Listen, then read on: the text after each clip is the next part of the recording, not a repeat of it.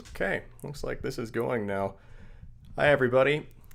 Let's go over some confidential leaked documents. Let's scroll through a PDF for the next couple hours. I have a bunch of visual aids pulled up, so it won't just be a boring wall of text for this entire stream. Thank you all for joining, by the way. Looks like we've got a good number of people already here. And that's fantastic. I'm going to pull up the chat on my phone. What this will be is basically just when I initially went over the documents like a few days ago, it was sort of like a live reaction to it, so to speak. We didn't really know what was in it. That was my first time looking at it. Since then, we've all kind of, everyone in the Saturn research scene, I guess, has really had a chance to look over what's going on, to look over what everything in the document means. And I think we all have a pretty clear idea of what is in here. Is it extremely damning? Is this like the smoking gun? It's pretty significant. It's not like the craziest thing in the world, but there's a lot of good stuff in here for sure. If I could describe it in one word, it would be vindicating. It definitely confirms a lot of what we thought Sega was like throughout 1995 and 1996. So let's just go over them. Let's get started right now. I'll switch scenes here. So this is page 1 of the document. And by the way, this is publicly available. There's a link to this in the description.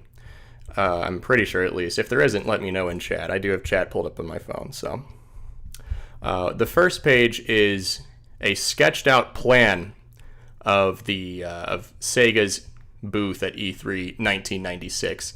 And just to kind of give you guys an idea, this document comes from April 1996. There are some pages that are from March 96, some from like February, January 96. And a few of those pages detail what happened months prior between May and December of 1995. Saturn Dave already went over this entire map, and hang on, let me just make sure I got the right one here. He wrote up this very lovely article that I'll go ahead and link in chat right away here. That goes over exactly every tiny note of this map. He found like screenshots of from E3 recordings, and it's like, okay, here's pictures from this specific Knights booth. Here's this specific Sonic Extreme booth in action. He's linked basically everything with pictures and some video from that sketched out map. And one thing I thought was kind of funny is they had a basketball court for some reason. Wasn't for any specific game or whatever. We can see some Heart of Darkness booths here, which we now know is a canceled game that never came out. Pretty fantastic stuff. So I've linked that in there. That's what this is. Nothing super crazy about this, just that it's a nice sketched out map of where they wanted everything to go for E3 1996, what they really wanted to advertise during that expo. Moving on to the next page, this is when we really get into the financial weeds here. I'll try and get this so that everybody can see. I'm not going to go over every single number here. That'd be stupid. We're not doing that. But basically, you can see in each column, this is the Genesis column right here. And this is a Game Gear column, Sega CD, 32X, Pico, and Saturn. These are their marketing goals. This is how much money they want to make in the fiscal year of 1997. And fiscal 97 in actual calendar terms means the whole of like most of 1996 and some of the beginning of 1997. That's what fiscal 97 means. So basically think of this as what they want to accomplish through most of 1996, if that makes any sense. We can see their quota for these are in the thousands. So this 800 hardware thing for Nomad, that's 800,000. They want to push 800,000 Saturn units. That's kind of what this page is going over. Really just budgeting out how they plan to push X amount of units throughout the year. And we can see a very similar business plan for specific bundles. So like they're still dealing with Genesis stuff. This is like selling a Genesis with Sonic 3, Sonic and Knuckles packed with it. This is selling a Genesis with Vector Man packed with it. It'd sell for $99. The Vector Man one, that is. How many do they want to sell? That's what this is. And nothing too damning here. It's just these are their goals for most of 96. And it's interesting that they still want to deal with any 16-bit stuff at all. So if we look at this, I think this is, nope, that's not it. Here we go. My friend in the scene, Pimpo, made this graph. And yeah, we're going over PDFs and graphs. Real exciting here, guys. 16-bit is starting to slump. The red bar is Sega Mega Drive sales in 93. Green is Super Nintendo. And we can see in 94, both went down. 95, both went down. In 96, you know, this has been a very steady decline. So really, they shouldn't be focusing that much on 16-bit. That's been, you know, something that was noted a lot in a bunch of Nikkei articles, and something that's been noted since then. Any tidbits on canceled Saturn projects? Yes. Oh, absolutely. There are some canceled Saturn games. There are at least 78 canceled Saturn games detailed in this document, which we will see as we carry on tonight. Many of them are games we knew about, but now we have more info on, thanks to this document, and many of them are games that we've never heard of. We don't know anything about them. Perhaps they're code names for something else. We just don't know. So again, similar, business plan for the Genesis Nomad, same format as before. And with these, they list specific peripherals and stuff. Like they'll do that with the Genesis one up here. Keep in mind, I want to revisit the Genesis one because, and this is something that Trekkies pointed out, they want to sell. They have a quota of 350,000 3-button control pads, which seems kind of ridiculous since by this point in the Genesis lifespan, you really want a 6-button controller. Why are they even bothering with these anymore? I don't know. Some weird mismanagement thing happened with that. That's crazy. And again, these are the same business goals, but for specific software. We have a canceled Genesis game called X Women. There's some info about that game out there. Sonic 3D, Vector Man 2, other really late-end Genesis games that came out that year. Similar business plan for the Game Gear. Again, it's the same stuff. Okay, how many do we want to sell? That's pretty much what this is. They're still worried about the Game Gear. They're still releasing some games for it. Barely any goals at all with the Sega CD. You can tell in this document that they're really retiring the Sega CD. By this point in its lifespan, they're like, okay, that's done. No more of that. We're through with that. 32X. Now, we're going to hear a lot about the 32X. One thing I want to point out, just this whole document really helps illustrate how much of a critical failure the 32X and the Saturn both were. And we're going to get into a lot of pages that detail the amount of 32Xs and 32X games they still have on hand and how they plan to get rid of their large inventory of 32X units that they just can't sell. By this point, they're dropping the price down quite a bit. You can get one with Virtua Fighter for $80. You can get one by itself for $50 throughout this year. That's how far they're dropping the price of that. And we can see that they don't have any games planned for the 32X this year. It looks like based on this page that they're no longer going to be, they're saying FY1997 titles. They're not listing specific games. Pico, we'll talk about the Pico a little bit. It's just not super significant. This will come up. It will be important.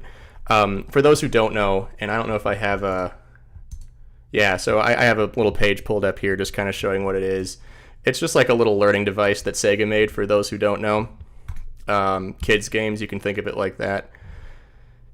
That's pretty much what it is. It sold for cheap, it made them some money, and they're still trying to push some units. They still have a lot in stock that they want to sell, and some new Pico games that they're going to make throughout 1996. Was an X-Women a canceled X-Men spin-off? I know it was a canceled Genesis game. I don't know much about it from like a comic book lore standpoint. And then again, their business plan, their goals for what they want to do with the Saturn. At some point this year, they're going to drop it down to just basically $200 by itself, to $240 with software, with a game packed in with it. It started out in, a year prior, E3 1995, it started out going for $399. And, that didn't pan out very well for them. We'll see examples of why that didn't work out for them later on. And again, just going over their plan for, okay, so they want to push 800,000. These are all the peripherals that they got. They're talking about the mission stick, which would have come out a few months prior.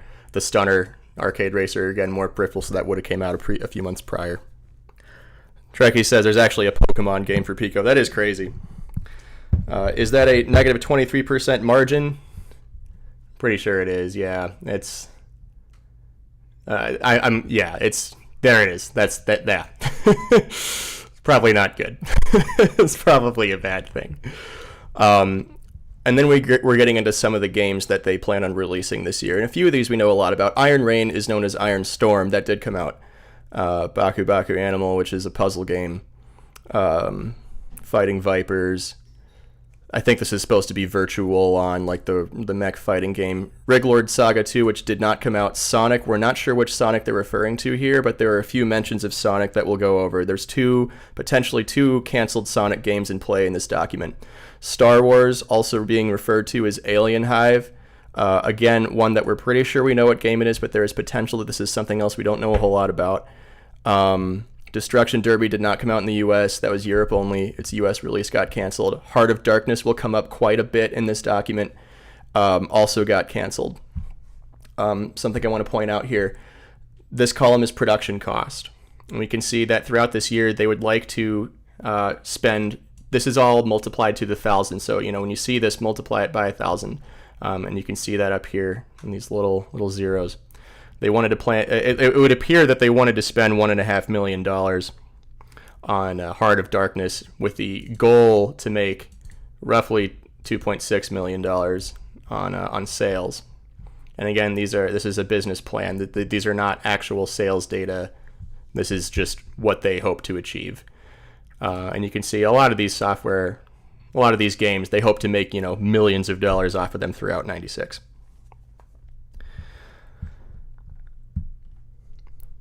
And yeah, just those are, I think I covered all the canceled games so far that are in this little section. And again, there's way more canceled games. Another one that comes up a lot is Mickey Mouse. We're not sure what that is.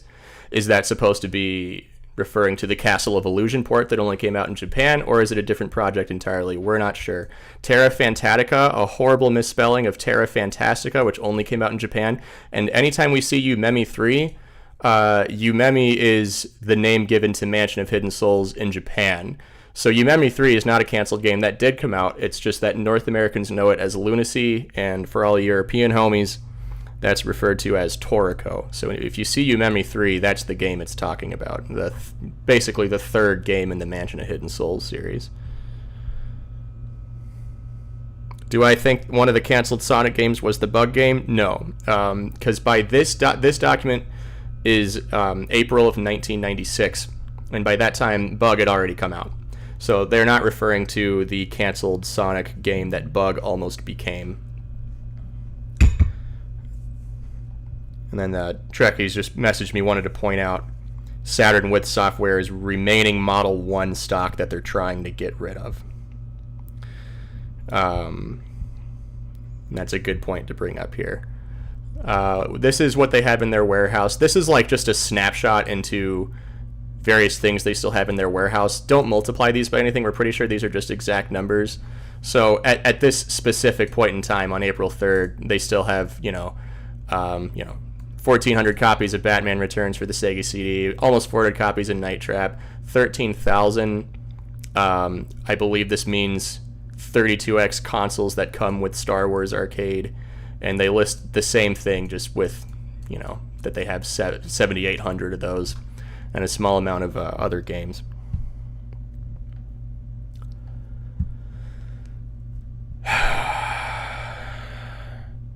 So again, these are just inventory documents.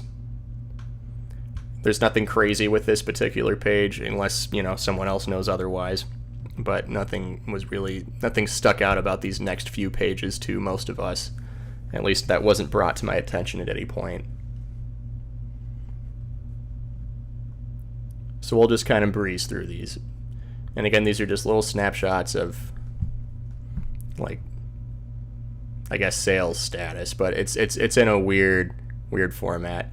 When we see 0 to 14 open orders, there's a little key for some of these terms, which is in one of the pages.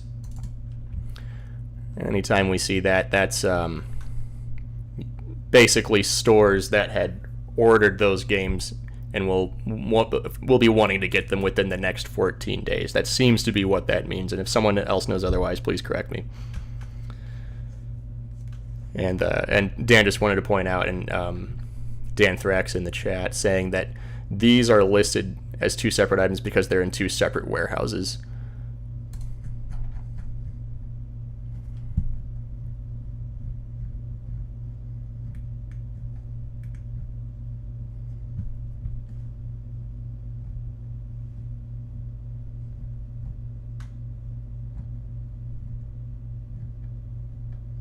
So this is an email from Tom Kalinske.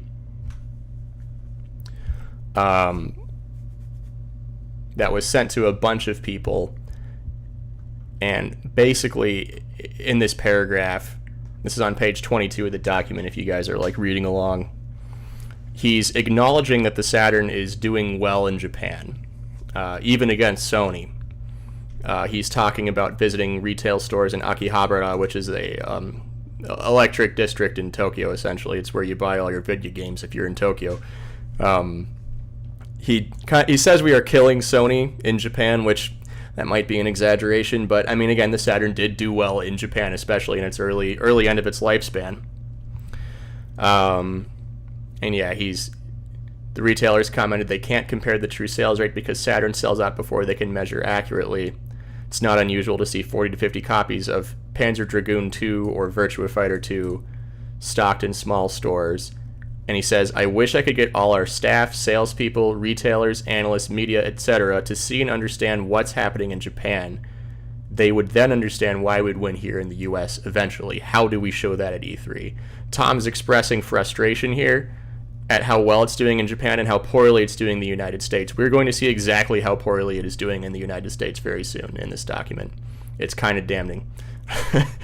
We knew it was bad in 95. We didn't know it was as bad as what this document's about to tell us.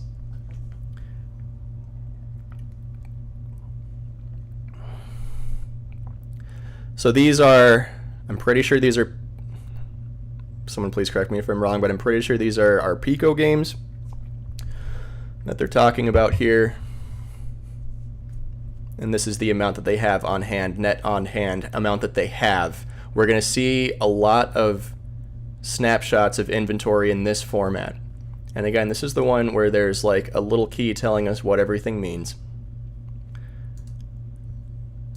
And there's like a second part of what you know all of these terms mean.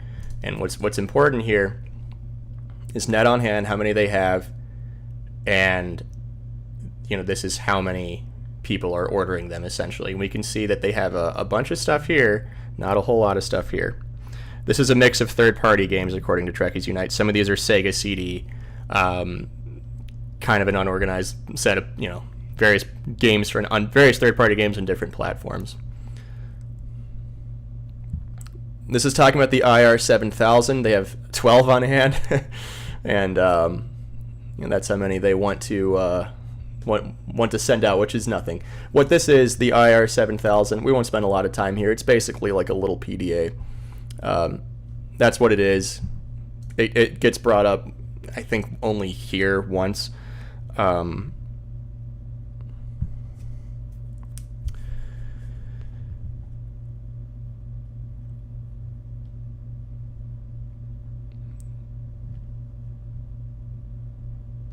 Okay, this is definitely Pico stuff. So those past few pages were like assorted third-party games on various platforms. They have 116,000 Picos on hand, and there's only about 400 people ordering them. That doesn't seem good, but that's based on my understanding. That's what this means. They'd better figure out how to sell all those in 1996. And for all of these Pico games, it's a very similar story. Again, These are how many they have on hand. These are how many stores are ordering. That's a pretty wide discrepancy. Some Tiger handhelds might have been referenced in earlier pages too. These are PC ports. Amount they have on hand. Comic Zone, 4,000 on hand. Not a lot of stores ordering them. Give the Picos the Pico hammer. Yeah. Yeah. So, what interesting, we have Sonic PC. They have 0 on hand, but there are 600 copies trying to get ordered. The ones that stores are not ordering, they have kind of an excess of. Maybe that's a good thing. Maybe that means that they were making plenty of Sonic PC games and need to make more. I don't know. Again, this is just a snapshot from this specific date. This one, for example, being April 3rd. Same thing, but for Genesis stuff. These are, let's see. Pretty sure this is just various bundles of Sega CD hardware. They have plenty on hand. This particular bundle, they had 54,000 on hand, 34,000 for this other one. Nobody's ordering them. That's a fat ass 0. Nobody's ordering them at all. That's not good. Similar story with some of the software that they have on hand.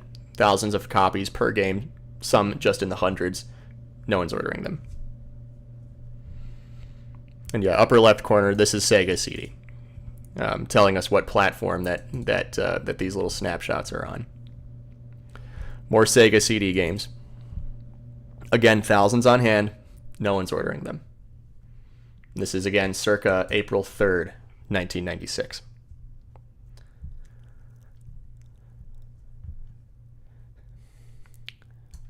Did Myst come out for the Sega CD? I might be dumb here. That's something I'll worry about at a later time. Just don't remember that happening. Anyway, here's same snapshot, but for the Saturn.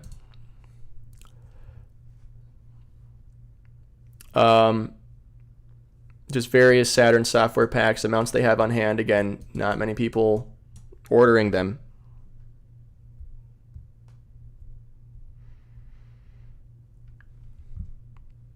And sales goal, they want to sell this many by the end of the year. Various peripherals, the control pad, the 6-player, this is referring to multi-tap. Trekkie's telling me that Myst for the Sega CD was planned in progress but got canceled. That's about what I thought, yeah, because I don't remember that coming out ever. Other peripherals like the Virtua Stick, the steering wheel controller. And again, just more of the same thing. Tens of thousands in some of these cases that they have, and few stores are trying to get them.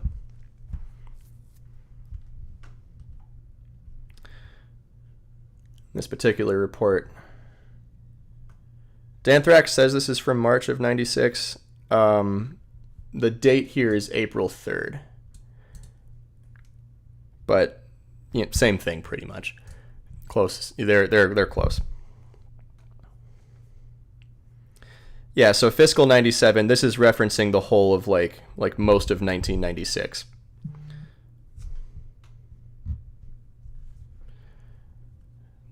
Various Saturn games, and again, this is a specific snapshot just from this day on April 3rd, 1996.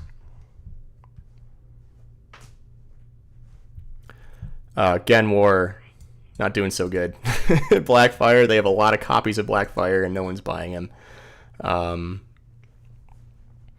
The rest of these, they have plenty of copies of, and not a whole lot of people are demanding them. Plenty of stores want Panzer Dragoon Zwei at this point in time. Plenty of stores want Free Runner, which is a game that never came out. That was supposed to be a Saturn first-party game. And I'm pausing just to read chat here, just to make sure that I'm on track here. Trekkie says that this is right around when the Model 2 released, the Model 2 Sega Saturn console, for those who know what that is. Some bundles are listed here too. The Virtua Cop with the Stunner Gun bundle. That one's doing pretty well. They only have 4,000 and plenty of stores do want them. Yeah, everybody liked Virtua Cop. Are there various games here? Some of these I'm not 100% sure if they had come out. I have the data, I just can't remember it offhand.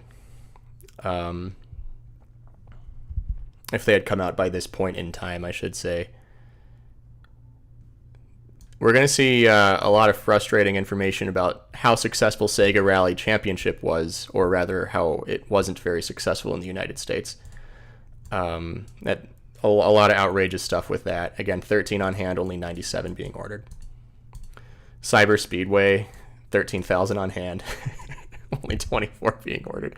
NHL All-Star Hockey, one of the worst games on the console, 17,000 on hand, only 100 being ordered.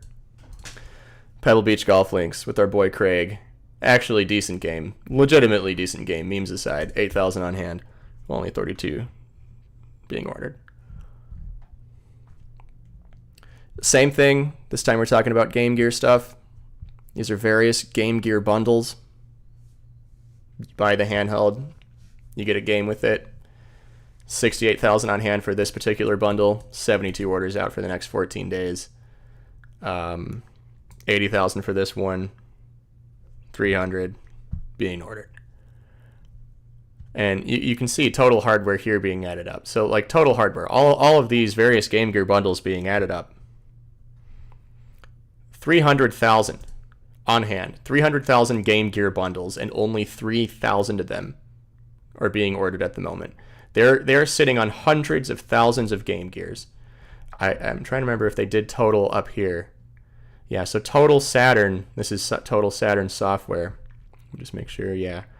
That's 468,000 Saturn games that they're sitting on, and only 71,000 are being ordered. Let's go to total consoles here. Total Saturn consoles, 255,000 on hand, 500 being ordered. That is bad. That is not good. Again, just kind of looking down here, taking some pauses here just to kind of read some chats.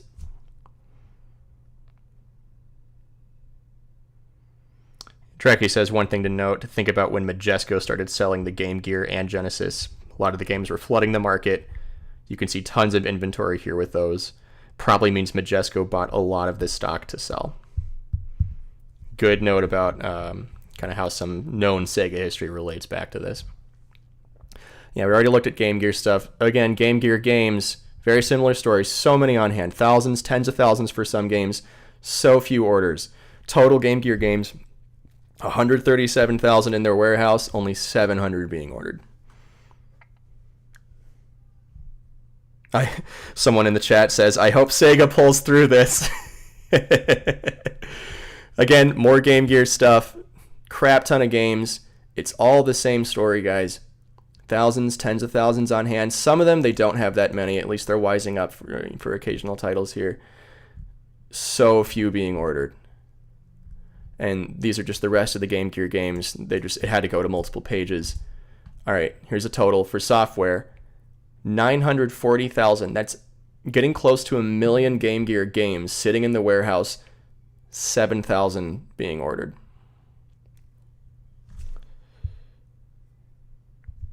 This is accessories, not games, says, hang on a second. Getting a quick correction from Trekkies. I think he's talking about... Yeah, that's right. Okay. Yeah, my apologies. I got a little lost in the text here. So I had referred to these as games. These are accessories.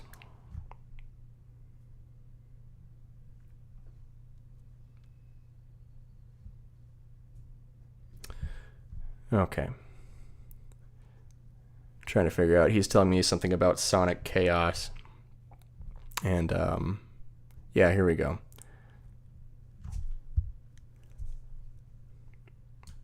$108,000 on hand. None getting ordered.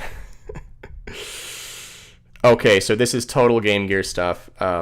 This is total software from what I can tell. Total Game Gear. I think that would imply both software and accessories.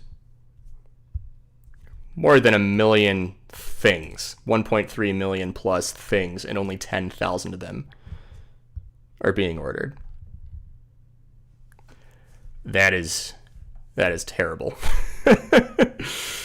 And like Trekkie said, things get worse when we get to 32X. Here we are on page 32X. This is hardware, various hardware bundles. Some come with Doom, some come with Star Wars Arcade. Great a 32X game, great 32X game.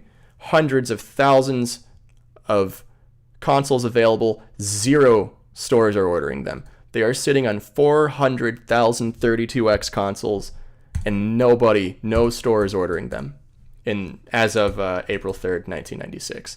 And again, they've dropped the price down. A 32X with a game by this point, $79, if memory serves correct. Without a game, $50, roughly. And they're going to be sitting on these, seemingly forever if nobody's ordering them. Same story with the games. The only games that are in any kind of demand, there's like 3 orders for Knuckles Chaotix, 48 for Spider-Man Web of Fire, and just a spattering amount for a few of the others. Some data from Trekkies here. 800,000 32Xs were made. 400,000 were sold at around launch. And here are the other 400,000. Basically died after launching. So we got all these 32X games totaling, and again, this is total software, this line, 600,000+ games, and only 84 of them are being ordered by stores. Here we get to the Genesis stuff. And again, same day, April 3rd, 1996. They have a lot of bundles. They have a lot of Genesis bundles. And nobody's ordering them. Except for the 6-in-1 pack here.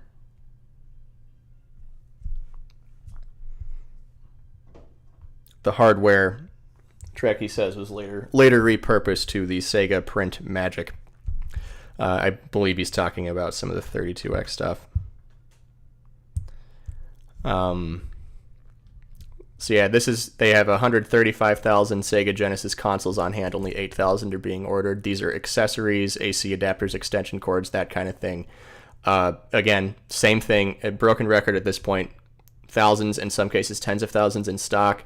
At most, 500 RF units are being ordered. Rest of these are like in the low hundreds or double digits. Again, this looks like more accessories. Same thing. Thousands, tens of thousands on hand, sitting, rotting in the warehouse. So few people are ordering them. There are 10,000 orders for a 6-button arcade pad, and they only have 177 on hand. Some Nomad accessories, also in high demand compared to the amount that they have in the warehouse.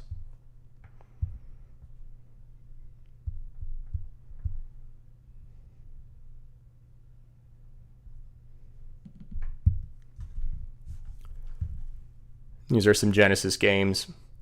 They don't have a whole lot on hand. For most of these games, at most 12,000 Sonics, so 19,000 copies of Aladdin, but so few are actually being ordered. More Genesis games, same damn thing. Same day in 1996.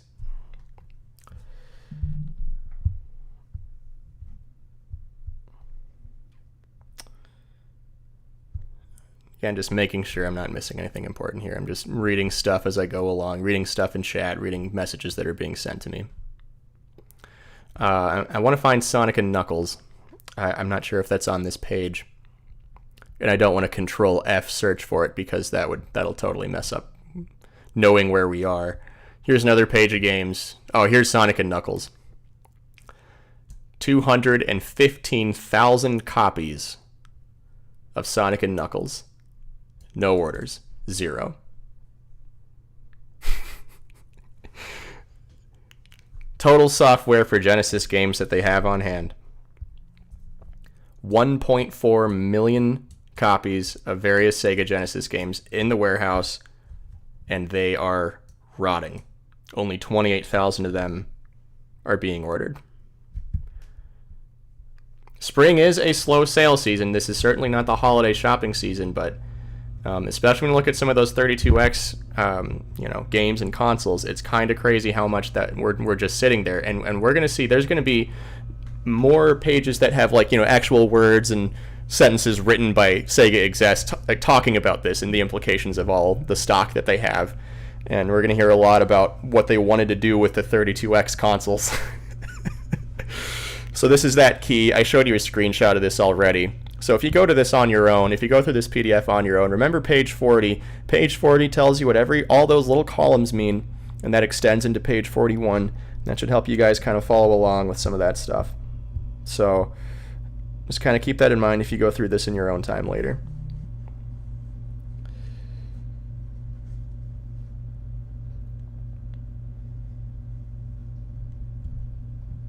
This is a folder. I don't have to go over what a folder is. Kind of a funny handwriting post-it note here, though. Screw technology. What is bootleg? This is probably just notes from whatever staffer had this binder of information and just took notes for themselves. All right. This is a note from Tom Kalinske sent to a small handful of top dogs at Sega, or at least people. A few concerns. He's addressing concerns with what's on the next page, which is the storyboard for a commercial, which this did go to air, and let's see. We have a link to it somewhere handy. Let me see if I can find it. Here we go. Let's give it a watch.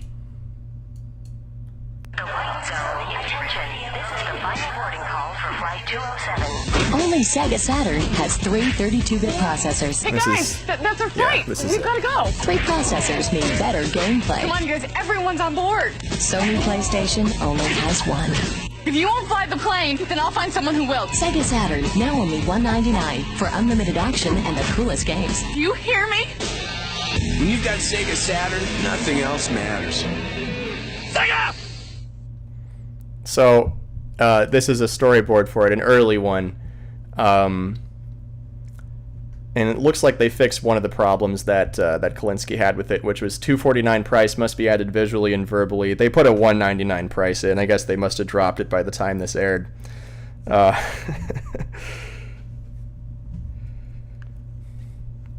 And he's upset about the amount of time committed to game footage decreasing. He would like it to see 50% of the time spent on footage, and we saw a fair amount of gameplay footage in the final version.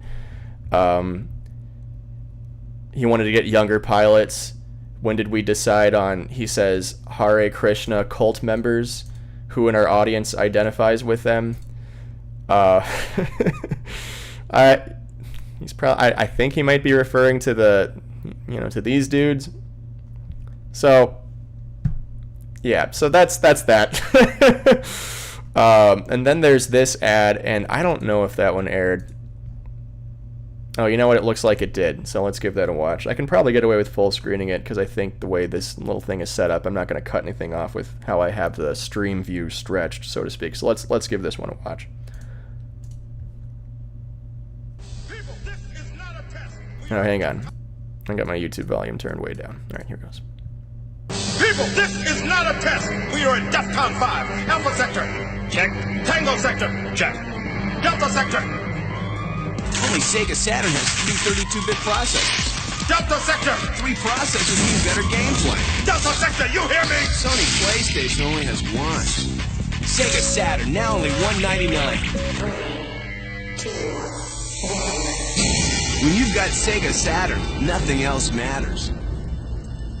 Sega! All right, and so again, really pressing the price. And by the time this had aired, they had just decided to cut the price down to $199. Remember, they launched at $399.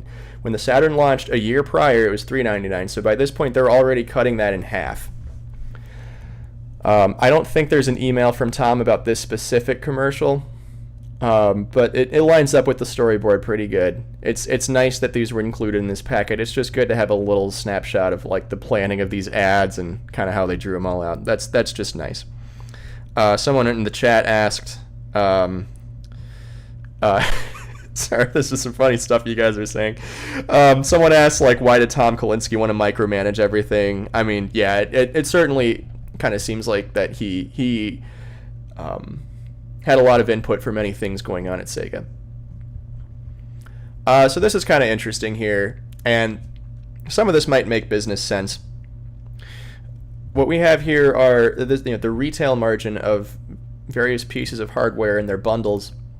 This is what percentage. Someone please correct me if I'm wrong. I'm pretty sure this is the percentage of the, price of the console that's given to the retailer. So a retailer pays $234 to have something that they can sell for $249. And again, please, someone correct me if I'm wrong in chat.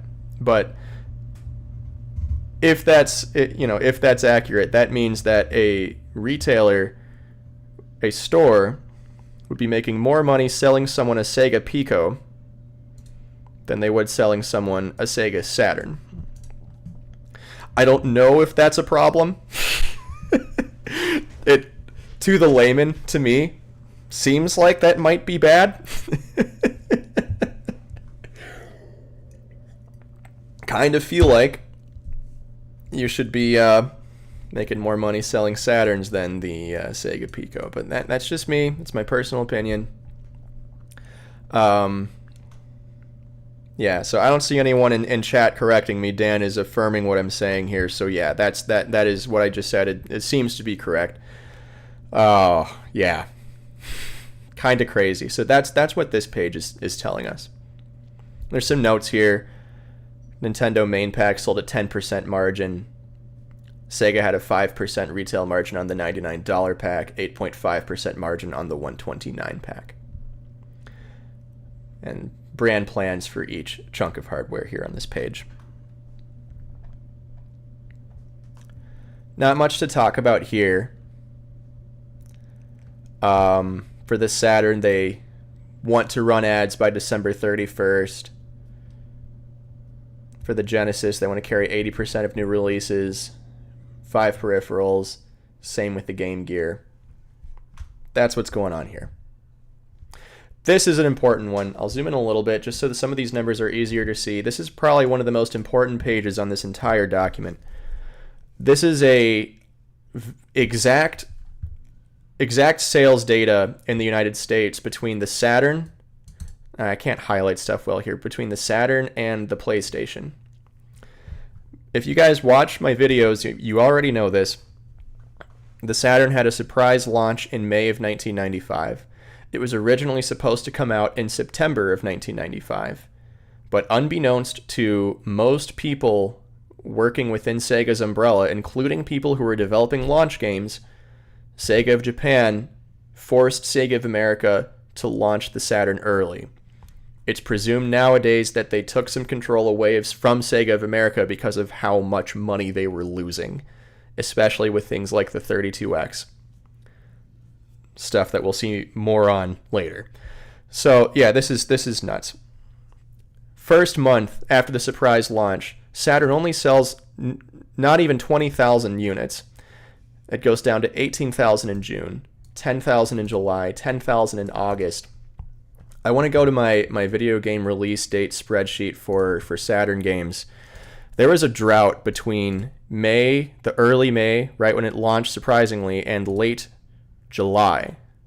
That's almost 3 months of no game coming out since the console launching, and the game that came out was Bug.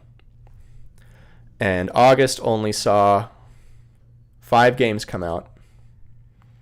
September was when things started picking up with Virtual Hide Light and Cyber Speedway. Let's go back here. PlayStation comes out in September. 130,000 units.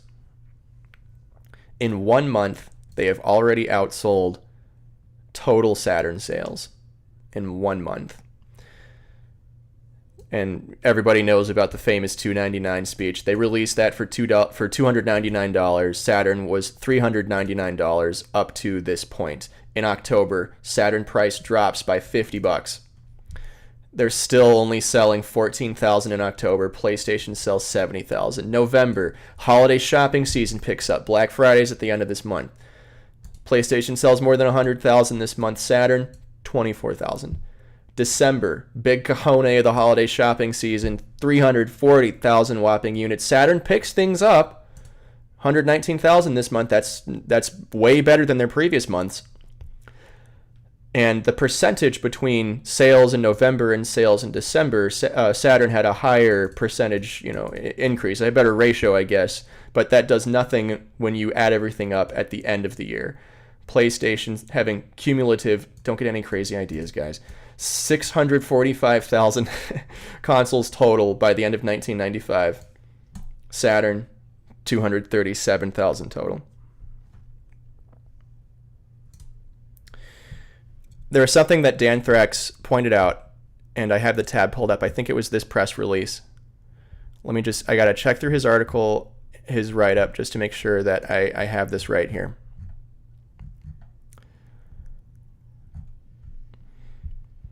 This is an August 30th press release. On August 30th, Sega's claiming, where are they claiming it here? I know it's in here. I'm going to control F it just real quick. There we are. Sega's claiming that they've sold more than 100,000 Sega Saturns since its May 11th surprise launch. That is straight up false. Unless they're combining Japanese sales, which they're not. It'd be way more if they were.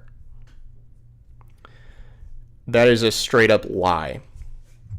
They did not make it to 100,000 by August. Sorry, this is August. They did not make it to 100,000 by August.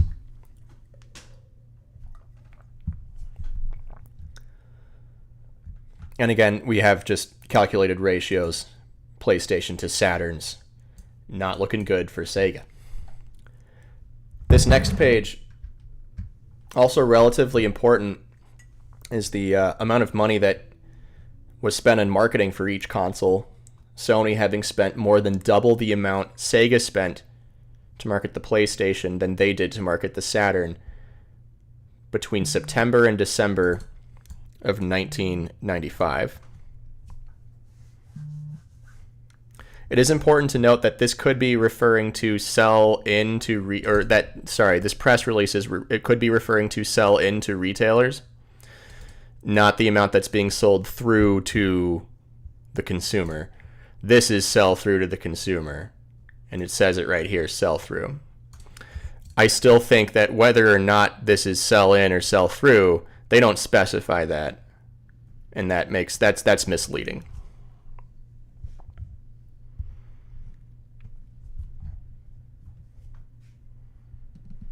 But it is worth noting that the press release could possibly be referring to sell in and not sell through. Selling to... It would be the only explanation for Sega making that claim, unless, again, they were just straight up lying. So this here, I want to point out, and this is something that Dan Thrax, a dot that he connected in this press release that was in May 11th, 1995. They cite a $50 million budget on marketing and ads. That's not $50 million. It's possible that they spent the other $32 million before September.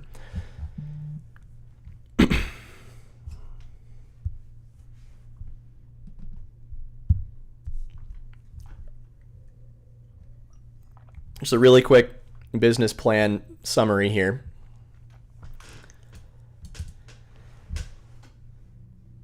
PlayStation's going to soon, later on in 1996, be priced at around $250 with a game. And Sega seems to know that they'll drop it again to $200 sometime in the fall. 10% retailer margin, that's 10% money that the 10% is the cut that the retailer gets if they sell just the console, 15% if they sell the console that comes with the game. Nintendo 64 did not come out until, I'm pretty sure it was September of 1996.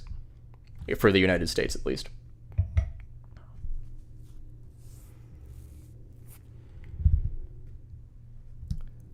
More details from their little business plan.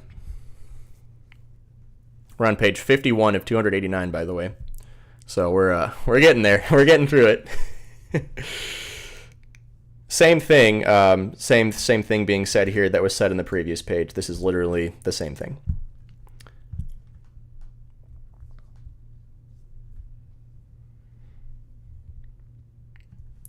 They want us to sell software at a slight premium under this 450,000 plan and under their 800,000 plan, have it be on parity with Sony. And again, talking about their retail margins, 9% under this plan, 12% under this plan. Marketing budgets for each. Now, as far as what $450,000 plan means versus $800,000 plan, I'm not 100% sure what that means. I'm assuming this means the plan of them selling 450,000 Saturn units throughout this fiscal year, throughout the bulk of 96. This would be an 800,000 unit plan, but I'm fairly certain that's what these two things are. Again, someone please correct me if I'm wrong. I talk about software lineups.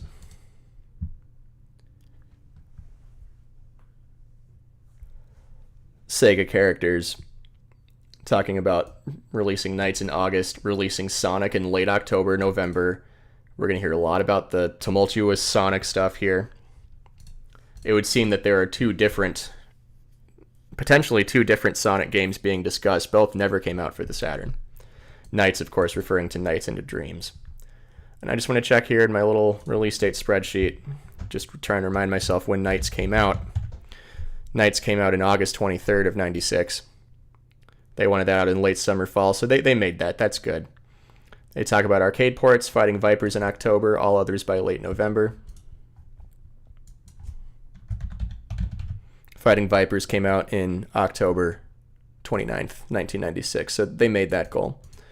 Sports, we're going to hear a lot about football. Now, sports games, I think a lot of us are not the kind of people who really like sports games, but it was very important for Sega financially, especially football, American football, that is.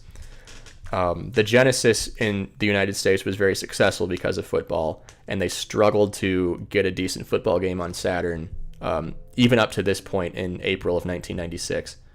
They want to get baseball in late June, football by late September. We'll see a precise schedule for this later. Third party, minimum of 5 exclusive titles, top 10 titles released simultaneously.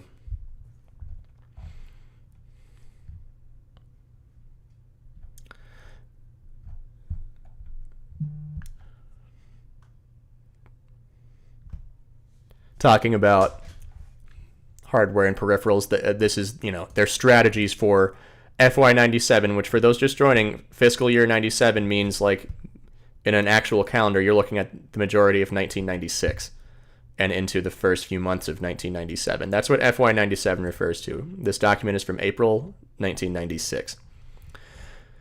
They want to position Saturn as the technically superior next-gen system that provides the best gameplay experience. They want it to be $250 by April 1st, cut it down to $200 by September, $239 if you're buying it with the game. Trying to preempt Sony at strategically significant times. Sony's about to, cut their console down pretty significantly in terms of price. They want to leverage the exclusive Saturn peripherals, which there are a lot of, and they talk about the internet Netlink adapter device a lot in this document. They don't talk a lot about the analog controller, but that does come out alongside Knights in 1996. And they want to further cost reduce hardware. Because again, their margins are slim for Saturn sales. The retailer margins are not that good. If you remember from earlier, a store at this point in time would make more money selling a Sega Pico than they would selling a Sega Saturn. Their goals for games, they want to drive Saturn hardware with exclusive arcade and Sega characters like Knights, Sonic, again, tumultuous stuff here, Fighting Vipers, Virtua Line, Virtua Cop 2, all games that did come out, and whoever had this document hand-wrote Virtua Fighter 2 and the second Panzer Dragoon game. Get a better sports lineup. Ship titles concurrent with season. That means if you're making a baseball game, you got to release it during baseball season. That's when people are talking about baseball. Same with football. Do that during football season. That's what they mean by this. Leverage the availability of Sony's games on Saturn. Aggressively pursue product acquisitions from outside sources. A quota gap of 685,000 units.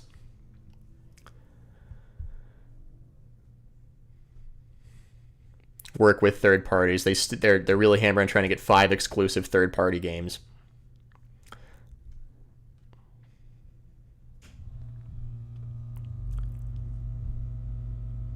And again, I think this is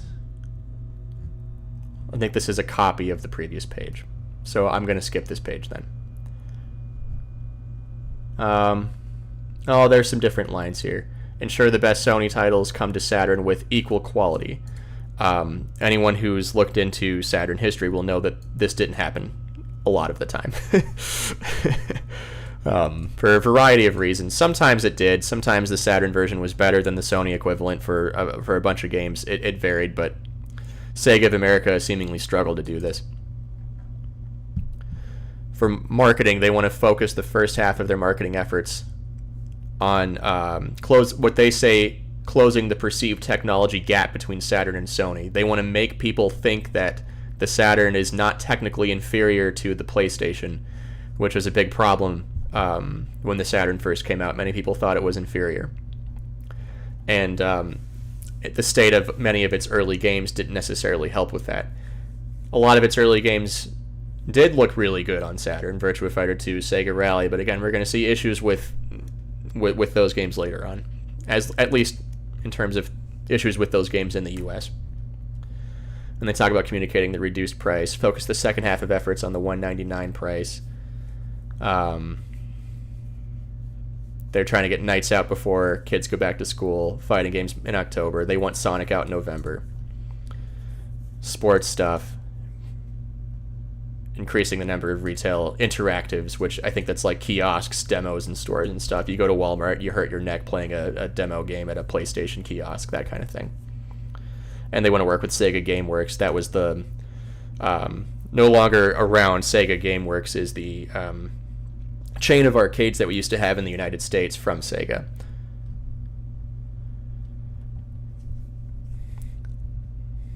The following issues must be addressed. Concerned about timing of key software titles.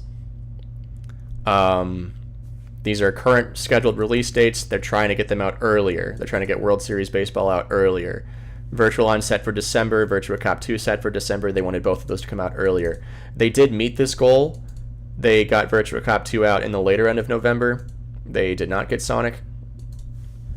They need to significantly improve third-party support to achieve parity with Sony. They are not going to necessarily succeed at that.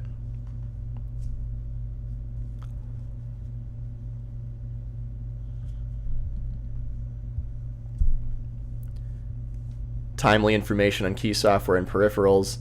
Heart of Darkness, that's a game that gets brought up a lot. This is not based on the novel. That is a game that did come out for PlayStation and was nearly complete for Saturn. It leaked. You can go to Hidden Palace and play it if you want. Play a build of it. But it did not come out for Saturn. This is noted throughout this document as a key third-party game for the Saturn.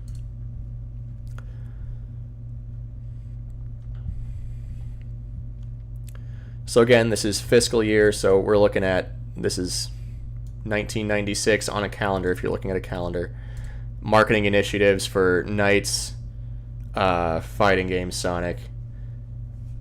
They talk about advertising at Lollapalooza, at E3 of course, at the Super Bowl. Various marketing things that they want to achieve.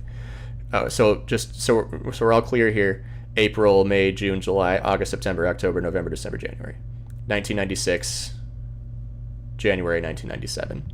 This is a marketing calendar. I'm not going to go through all these individually, but if you want to go this yourself on page 58, you can see that they budgeted, $2.8 million to deal with Panzer's Vi in March and in June. Print ads, these are TV ads, amounts of money they want to spend and when they want these ads to air. Same thing with the print ads, various merchandising efforts. I don't know if that means toys or what, but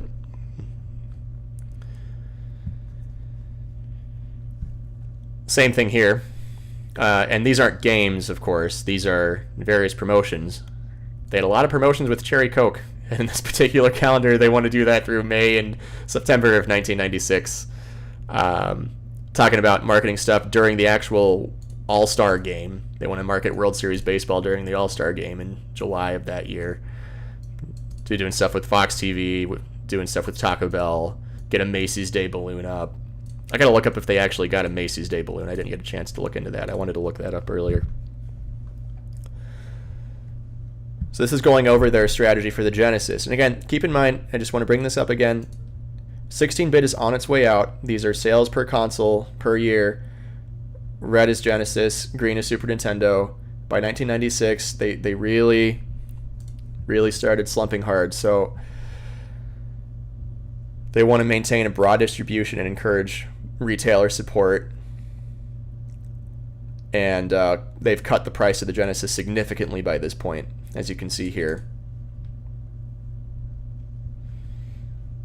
Utilize their software this year. They're doing Sonic 3D Blast. That it says Virtua Fighter Animation under Genesis Strategy, but Virtua Fighter Animation is a game that came out for the Game Gear. So I'm talking about Vector Man 2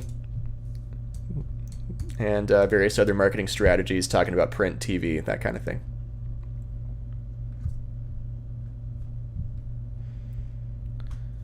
They made a Cherry Coke watch. I'll have to go look that up later. It's great. Key issues with the Genesis. Hardware and software quota risk if Q3 titles have timing and quality issues. Confirm availability of 6-pack software. This was a 6-pack of Genesis games. They project 1.5 million units of software in inventory at the beginning of the fiscal year. They're worried about third-party software markdowns, re-releases, putting downward pressure on price, jeopardizing Sega of America's ability to sell the current software they have on hand.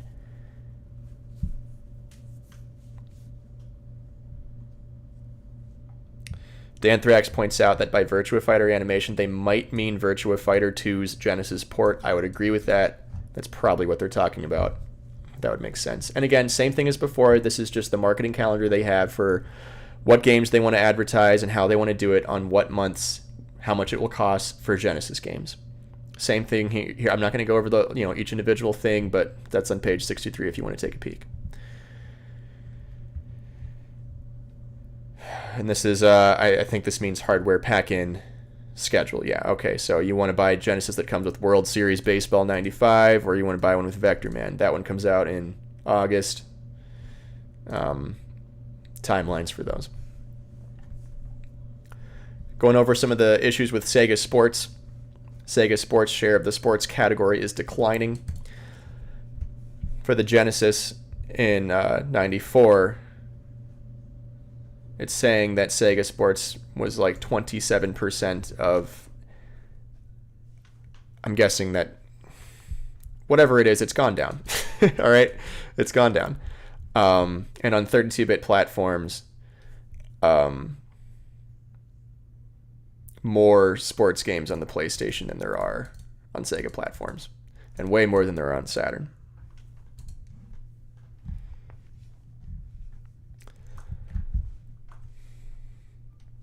They talk about trying to position Sega Sports as the authentic game developer, reinforce authentic position.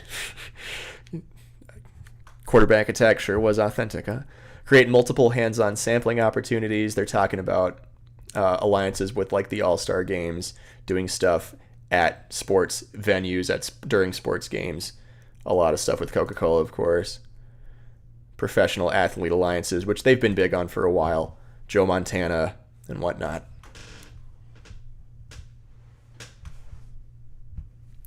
Capitalize on Sega Sports' heritage in producing great sports games. This is another important one here as it pertains to sports and the overall state of the Saturn as it relates to the PlayStation. Here we have World Series Baseball for the Sega Saturn. Came out in September. Sell through, that means the amount of people who bought it at the store, 59,000. NFL Game Day on PlayStation came out way later than World Series Baseball, nearly quadrupled the sales in short order. And this is through December, through the end of December, I would assume. They talk about really wanting to ship World Series Baseball 2 by July 9th.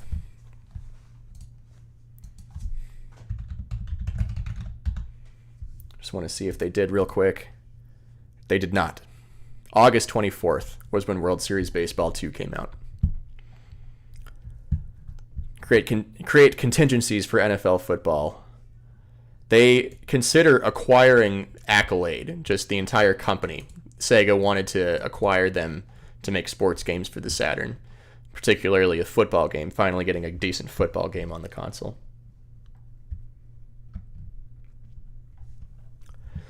This is the calendar of real-life professional sports being played in the United States.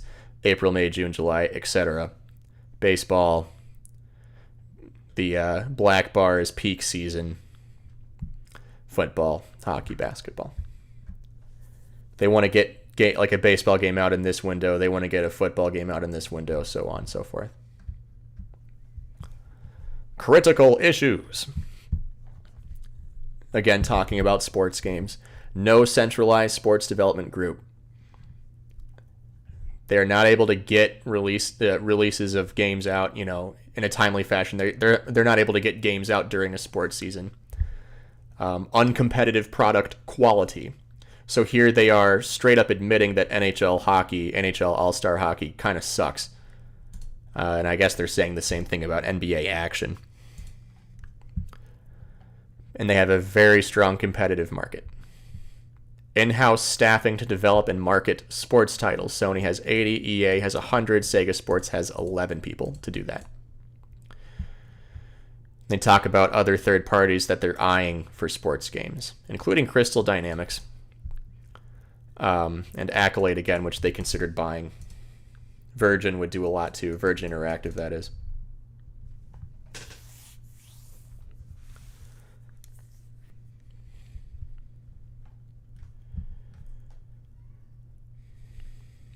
So I think this is, if I remember correctly, I think this is like marketing budgeting for various sports seasons, various sports games, I think. Minimum spending requirements for TV cannot be covered under current FY1997 budget projections. Yeah.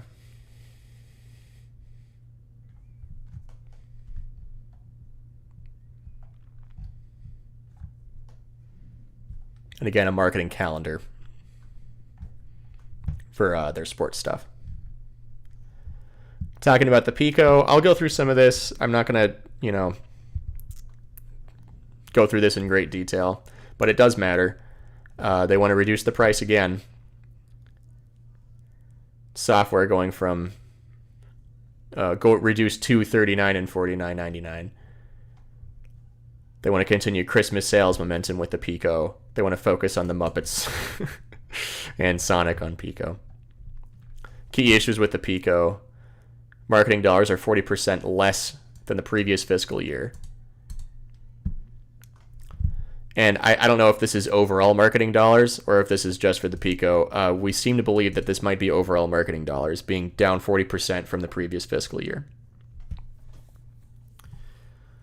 85,000 units of old titles have to be closed out to retail for $30. Future of Pico is uncertain. It was on its way out. And it says no games for the Pico are planned for the following fiscal year for, what we would know as 1997. Again, this document is from April 1996. Marketing plan for Pico. So this is a calendar of releases for the beginning of 1996. Talk about various Saturn games, and this first row is Saturn games. They wanted to get Destruction Derby out by June. It did not come out at all. Genesis games they want out this year, and their other platforms. Sega PC gets discussed a lot. This is the later end of the year, July. This row here is Saturn games. They want July through December. They call December Arcade Month, November Sonic Month, and October Fighting Month. October is also when they want a decent football game to come out. Fighting Vipers will come out, World Series Baseball 2. That Sonic game they keep talking about. Maybe it comes out in November instead. Bug 2.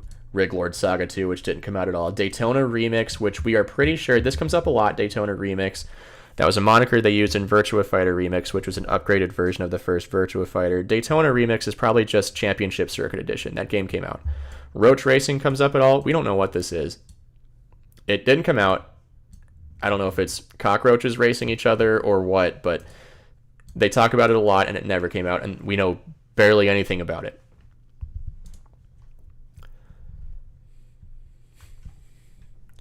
Talk about core brands for various Sega Saturn games, including Rig Lord Saga 2, which didn't come out, and Alien Hive, which is that Star Wars game brought up earlier. They also call it Alien Hive. Never came out. Pico is not our future. Bernie Stoller. Yep. So they talk about current available date, when these games will be available, and aggressive target availability. So maybe they want to get Bug 2 out in October instead of November, December, so on and so forth. Same thing here with some of their sports games. NFL Football Spectacular. They're trying to get a football game out later in 96. Hopefully one that doesn't suck. Sega Saturn brand review. This was authored by a number of heads at Sega. Here's an important couple of pages here. This is sales data for Sega Saturn games. This is sales data through the end of 1995. This is the Saturn's first year in the United States. These numbers you see here, multiply them by 1,000. Sell-in is the amount of games sold to retailers. This is not the amount they sold to people, but the amount that were sold with retailers just buying them straight up. Saturn with Virtua Fighter, 237,000 sold to retailers. Saturn by itself, 68,000 copies of Clockwork Knight sold to retailers. The list goes on. Virtua Fighter Remix, that came with Saturn, so that number is going to look low. Ignore it. Sell-through is the amount that was sold to people by retailers. So they did okay with hardware, I guess, not compared to PlayStation. We saw that earlier. That's 237,000. Here we get into software. 546,000 games total. Daytona USA is by far the highest selling Saturn game through 1995, selling 89,000 copies to people. The lowest, I'm not going to include Virtua Fighter Remix here. The lowest, because it just doesn't really, right? That came with consoles. We shouldn't really be factoring Virtua Fighter Remix. Gen War is the lowest. That sold a dismal 4,000 copies throughout 1995. Probably shouldn't be drinking Monster at 10 p.m. Do whatever you want. Mysteria selling 0. What happened with Mysteria Realms of Lore is that it got re-released under a different name, Blazing Heroes, if I remember correctly. Because Mysteria Realms of Lore, they got into a legal issue with Dungeons of Dragons, a copyright issue. So they had to recall Mysteria and sell it under a different name. That's why it's 0. Astal only sold 9,000. Blackfire only sold 12,000 copies. Sega Rally Championship sold 42,000 copies in 1995. That's kind of an outrage, and I'll tell you guys why later. This also gets brought up in text. Talking about inventory issues. Hardware carryover, aggressive, is what they, Quarter 4 should be to improve hardware velocity. They might need to discount games to move more product, to move more inventory before the end of the fiscal year, before, the end of 1996, beginning of 97. The guy in the chat says he bought Gen War and Astal in 1996 for $10 each at Babbage's. That definitely checks out. Business overview for January 1996. So this is a calendar showing which packs came out when. The Saturn surprise launching comes with Virtua Fighter, sold for $3.99 through May of 95 through September of 95. Then they put Remix in it starting in October, so on and so forth. Various free games. I should point out the free games here. Mansion of Hidden Souls, World Series Baseball, Worldwide Soccer, Clockwork Knight, Virtua Fighter Remix, all bundled with various consoles, various Saturn consoles. This is a release calendar for 1995. It all lines up with my release date research and Pimpo's release date research, so shout-outs there. We did it. Hell yeah. Great. Stunner came out in November. Mission Stick came out in November. We know that now, so that's great. And this is a release calendar for most of 1996. Free Runner got canceled. That was supposed to be a Saturn exclusive, I'm pretty sure. Never came out. Heart of Darkness never came out. X-Men Gallery of Deadly Villains. This could be referring to Children of the Atom. I put an asterisk on that one if you think it might be canceled, but I'm just not sure. And then again, mention of Sonic. Star Wars in January of 1997. Roach Racing at the end of the year. Still don't know what it is. A few of these I just now found. I got to go through my canceled games article and add some of these games that are in this little section here on page 84. And again, another release calendar. This includes PlayStation games when Sega believes these PlayStation games are coming out. Trying to, Resident Evil coming out in March of 96, according to this calendar, and comparing that to what Sega has coming out on Saturn. So while PlayStation's going to get Resident Evil, Saturn's going to cancel 11th Hour, release Alien Trilogy, the worst Alone in the Dark 2 port ever made. Guardian Hero, so that's pretty good, and Darius Gaiden, that's great. So you can kind of compare what's happening per month here if you're willing to read the really tiny, awfully small text.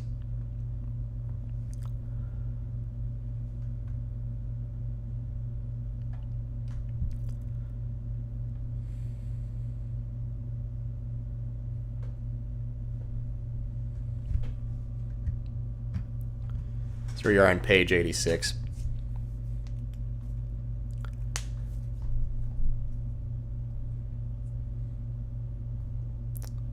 The next AM developed title being set for August. They want to relaunch Big 3. Sony's rumored to change the hardware price to $249 in April. The potential impact they're saying here. That's what's going on here. They're worried that the Sega Saturn could become the number 3 system. It could.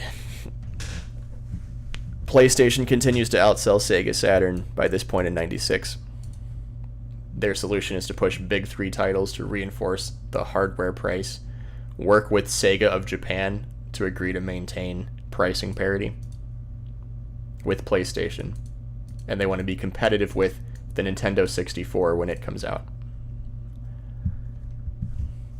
Third-party support of the Saturn is waning, and they're blaming the PlayStation's early success.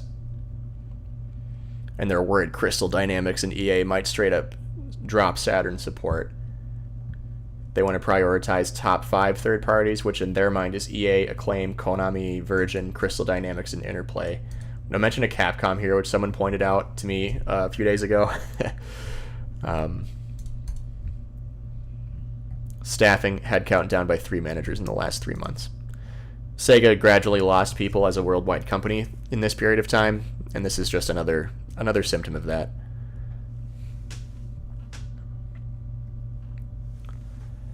This is a sell-in plan, business overview. This is a plan for how many of these games they want to sell to retailers.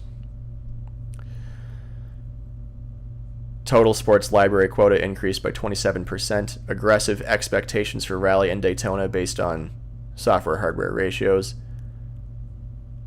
Sega Sports software on track. At some point in this document, I don't remember if it was here or somewhere else, it's probably somewhere else, they talk about Sega Rally not doing as well as they'd hoped it would.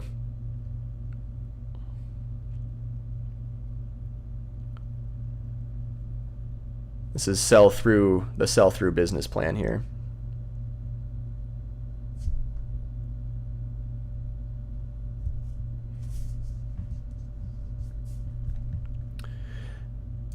Slackers.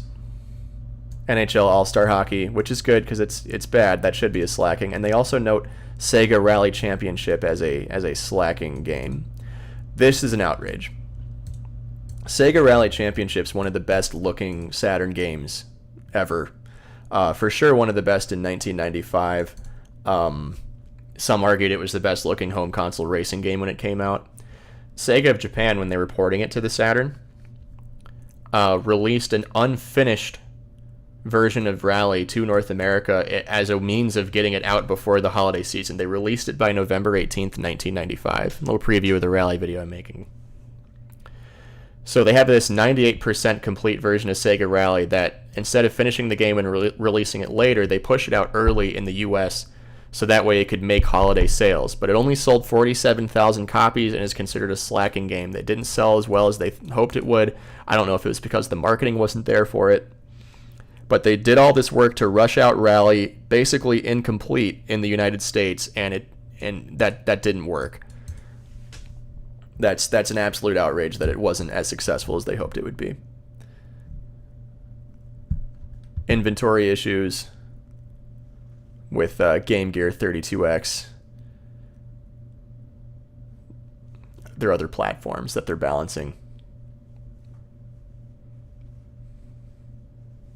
Sega Rally is noted as an inventory exposure leader. More data on that here.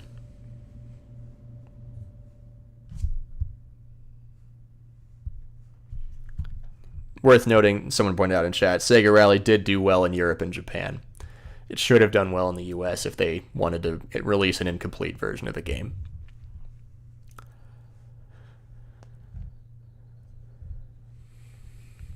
Their software calendar for Sega Sports.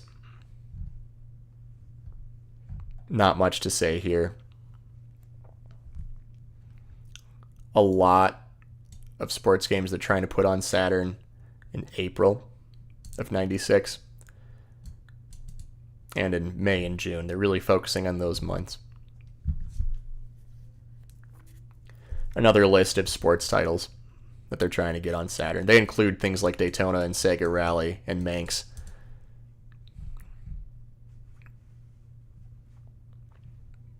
Marketing calendar, talking about, when primetime NFL football is happening, that sort of thing.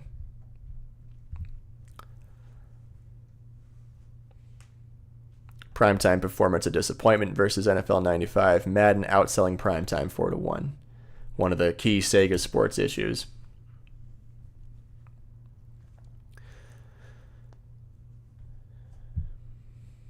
No final word on Microprose football. This is the Saturn football game they've been trying to develop. They're having continued difficulty pulling dates from Sega of Japan for sports games, I would assume is what they're talking about here.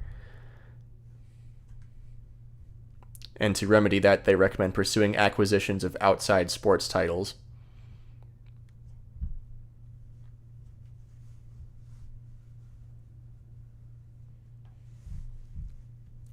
Genesis brand review, again sent to a bunch of Sega heads. Sell in summary. The Nomad is the handheld Genesis. They are saying the sell-in will total 15... Oh, I think that's a 1.5 million. They're just, deleting a bunch of zeros for formatting's sake.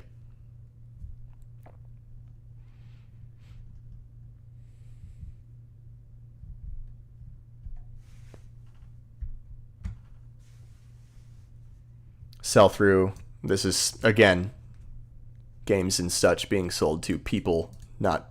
Sell-in is sold to stores, sell-through is sold to people by stores.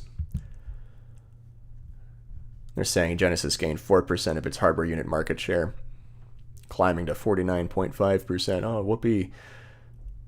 And they're thanking the 6-pack and Eternal Champions pack, including a 6-pack of games with the console and Eternal Champions with another bundle. Pretty sure is what that's saying here.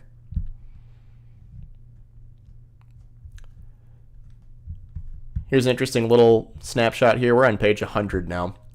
The top 10 16-bit software titles for November of 1995. The top 10 Genesis games, comparing them to the top 10 Super Nintendo games.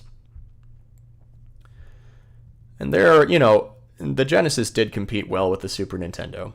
in the United States. And it would appear that it's, based on this snapshot, still competing well.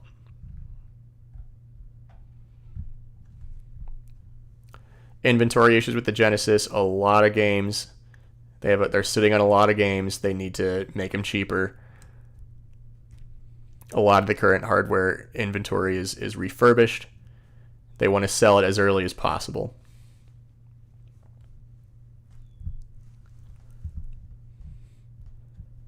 Another schedule, another calendar, release calendar for Genesis games.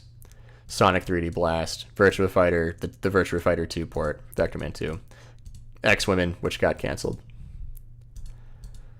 Another marketing calendar here for when they want to advertise these games and where and on what months. Some more issues outlined for the Genesis. Glut of Sega of America's software inventory has not been addressed. We went over this at the beginning of the stream. We saw the crazy amount of Genesis games that they are just sitting on. Market value of titles will continue to decline over time. Their recommendation is to, at the beginning of the fiscal year, launch stepped markdown strategy offering a range of lower price for all excess inventory. Poor software performance in the previous fiscal year, lowering their expectations for the next one. They want to take a look at the software quotas, pare down software to include only key A titles needed to drive business. So, Sonic 3 development is moving too slowly. Virtua Fighter is not yet approved by Sega of Japan. And again, these are Genesis issues they're outlining. Their recommendation for this issue is to continue to work closely with SOJ's Sugano to ensure development of Sonic 3D, push them to approve local development of Virtua Fighter. So they had some issues trying to get Sega of Japan to let them do Genesis Virtua Fighter. Same type of overview. Again, we're going to see this for every platform. This is the Game Gear version. Sell in to retailers. The remaining 100,000 of quota is achievable. Low price Super Columns pack is the best selling pack.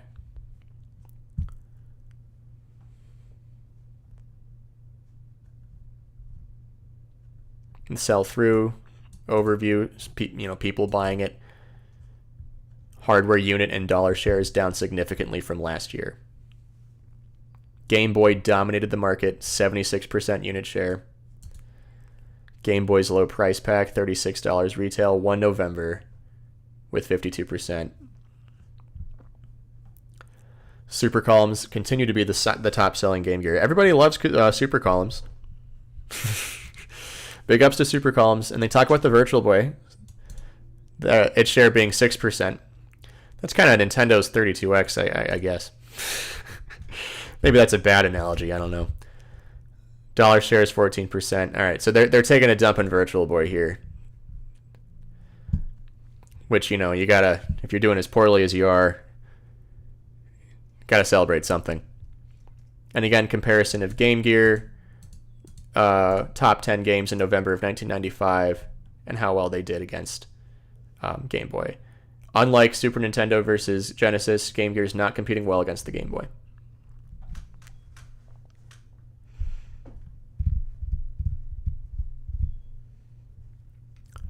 Yeah, 32X may be a bad comparison. I digress. They talk about inventory issues with the Game Gear. They have a substantial hardware and software inventory. It was a lot. If you go look earlier in the stream or go look earlier in the document, it's hundreds and hundreds of thousands of games that they're just sitting on. They address that here. They're worried about it. Super Columns hardware pack-in. Got to do that. Game Gear's on its way out. This is a release calendar. Not a whole lot. They have Virtua Fighter animation coming out for the Game Gear in October. Another Sonic game. Meager Game Gear marketing calendar. As of January 11th, and I assume this is 1996, January 11th, they address here 277,000 Sonic 2 cartridges on hand due to packouts. They are calling this an issue flat out. And they're saying that to remedy this. Work with promotions and sales to move software at cost with consumer products partner. Another issue is they're saying the introduction of the Nomad, that's the handheld Genesis, perceived as a signal that Sega is phasing out Game Gear. And they want to remedy that by making it clear that it's not. Though, again, the Game Gear is kind of dying now at this point. They talk about Game Gear's market position being undermined. Sluggish sell-in and sell-through create significant inventory exposure. How many more holiday seasons does Game Gear have? Their contingency plans: revise and evaluate Game Gear business strategy as a seasonal business, formulate an exit strategy including hardware, software, markdown. Game Gear's on its way out. 32X, Nomad, etc. brand review. 32X, 90% of software sell-in was Virtua Fighter, the 32X Virtua Fighter port.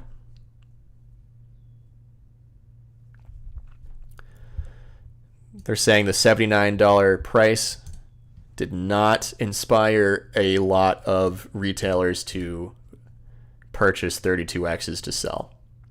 Low orders across all their 32X products. 40,000 in returns backed out of hardware sell-in figures. So we're, again, someone in chat, please correct me if I'm wrong here, but I'm pretty sure this is 40,000 like 32Xs being returned to Sega from retailers. I think that's what this means. I could be wrong there. Sell through to customers, 92% of hardware sales were cores, so people buying just the console without games packed in with it.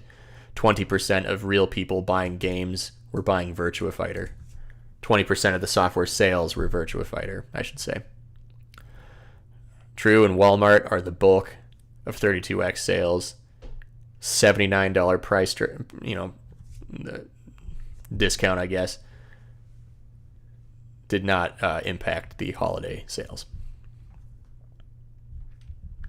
Looks like my previous guess on what that 40,000 figure meant was correct according to people in chat. So, all right, good. Next steps. Now, this is where things get interesting for the 32X. Test market for $49 and $29 core prices. They want to test selling a 32X console for $30. Test the market for a Genesis Virtua Fighter pack. And here we go. Confirm component scrap value for hardware. Estimate scrap value for hardware. We're talking ET2600, guys. Straight up, can they scrap it?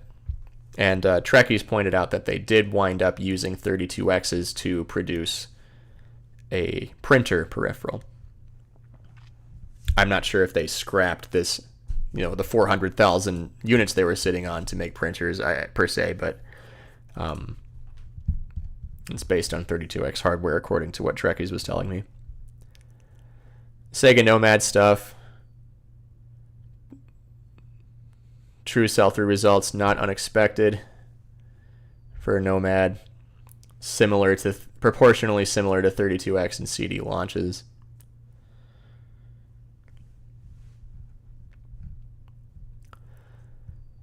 Next steps for the Nomad buyback plan, they're saying. Lock in the launch date. The Nomad, I had a tab here open for it because I was looking at it. Here we go. It came out relatively recently by this point in time, according to Sega Retro's research.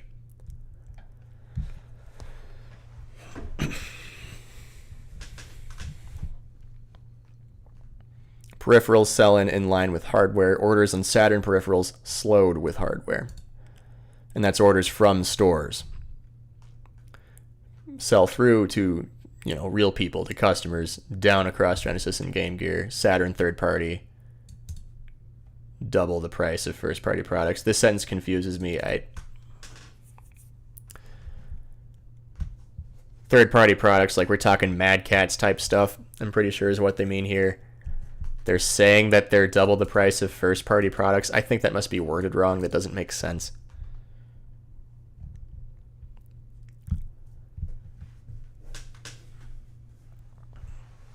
Bulk of inventory on Genesis and Saturn are control pads.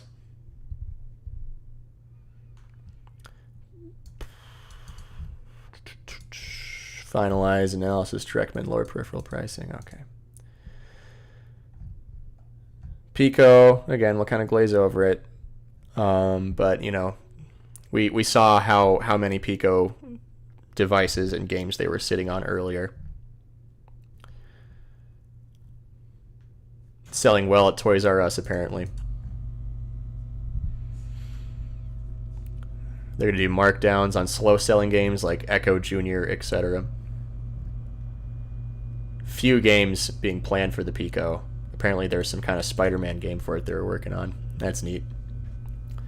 Finalized Toy Fair pricing. This is their distribution. Sears, Best Buy, JCPenney. Cool. Okay. Just another folder. Alright. That's enough Pico stuff.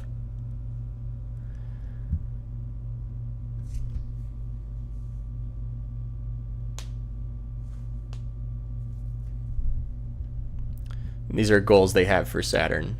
And one of the key ones here, they want to align product messages against perceived weaknesses. They really don't want the Saturn to be seen as weak, even though pretty much everybody at this point in time is saying it's weaker. And they want to focus on Knights, World Series Baseball, Fighting Vipers, arcade ports, and the Sonic game that never came out. Really focusing on using E3 as a springboard for it.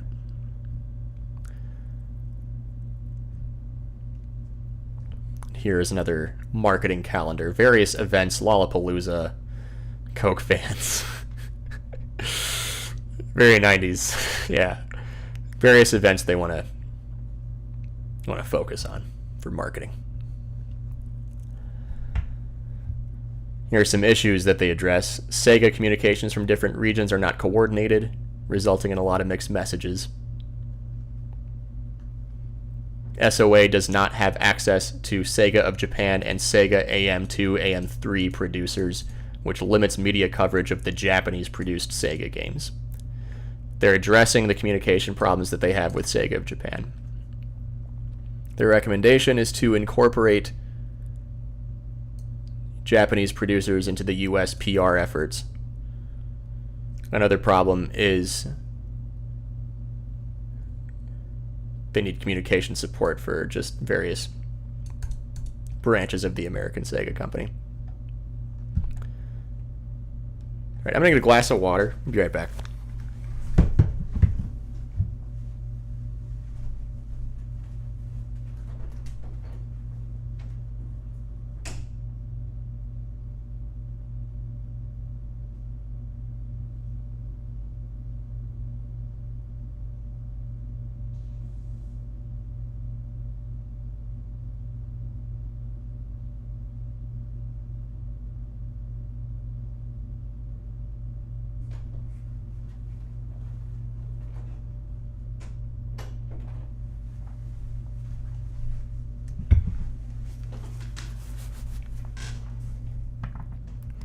I don't think Congo will save the Saturn, no. This is going to focus a lot on attitudes towards the Saturn versus the PlayStation. Talking about marketing activities, a lot of it's on television. This is for the Genesis, by the way. They're saying that a TV ad is very effective on its first week and then it just decays quickly, based on their marketing research.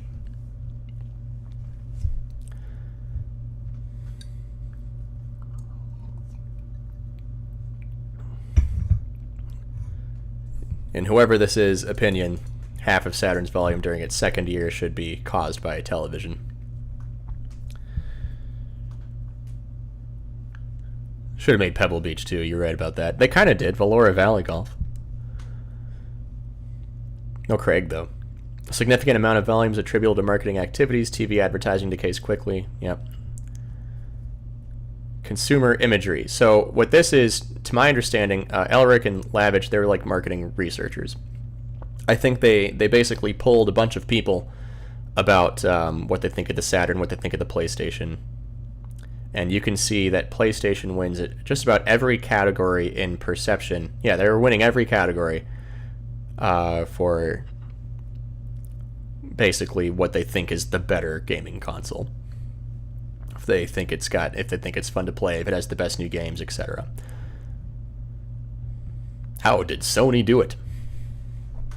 They're saying that Sony's perceived to be cheaper, which it was when it came out. And that first impression lasted for a while from what it would seem. Sega was slow to catch up with that. They're saying straight up that Sony's games, they're straight up saying that the PlayStation games look better than Saturn games. Think about Ridge Racer and Daytona. Driven by our lack of delivering a product that appears to consumers to be better, and advertising focuses on this dimension. And they do have games that look really good and can compete. They have Virtua Fighter 2 by this point. They have Sega Rally Championship. They got Virtua Cop. Panzer Dragoon. They're getting Panzer Dragoon's Vi, which is mind-blowing. They have games that can look at or maybe better than PlayStation games. They seem to be failing to market that. PlayStations are better merchandise than Saturn. Sega equity has been damaged by the 32X and Sega CD. They are straight up saying here that the 32X and the Sega CD were a mistake. PlayStation is newer. Some consumers feel it's technically superior. That might be referencing a regret to the surprise launch. And it says Sony's leveraged their equity from consumer electronics. Okay, cool. What do we need to do to obtain a 50% share? They have to improve the product. They got to make the games better. Create a price advantage while never being at a disadvantage, which they're trying to do now, but again, it's a game of catch-up at this point. Create better advertising that focuses on product superiority. Spend more effectively than Sony. Now, again, remember, they're spending less in marketing overall. And dramatically improve the timing of their software, particularly for sports, which we saw earlier compared to now known release data. They did not. Some of their goals, they want to put the product in front of prospective customers in unique ways at the lowest possible cost. Again, they are spending less in marketing. They have to be efficient. Develop programs to work in tandem with top releases. Drive programs in licensing to heighten awareness. Develop programs with key retailers. All that good stuff. Cool. They're saying that VF animation and game is tough to sell in the United States. They want to talk about long-term commitment to properties like Bug and Vector Man. They did not really stay long-term with Bug. They talk about negative press in magazines and other television shows about games, and reports that have talked about games. Saturn versus PlayStation. It's hurting. They're saying the negative press is hurting them bad. No clear understanding on how all divisions work together, hurting opportunities. GameWorks, again, there are arcades in the United States. Sega Channel, that's that Genesis meme that you guys, most of y'all know about. They're saying there's a lot of, I guess, brand confusion. Various promotions that they want to do. They want to team up with Oscar Mayer for Saturn promoting in January. Oh my god, I gotta see that Sega Saturn Oscar Mayer packaging. I really gotta see that. Nice. More Cherry Coke. Everybody loves Cherry Coke and Sega. Yeah. Quaker Oats, Cookie Crisp with Sonic. Nice. Yeah. Alright. Lollapalooza making another appearance. Trying to get Vector Man on Cartoon Network. I don't know if that means ads or if they're trying to straight up do a cartoon or what. The Ramada Inn. Great. Nice. All right. Oh, this is kind of neat.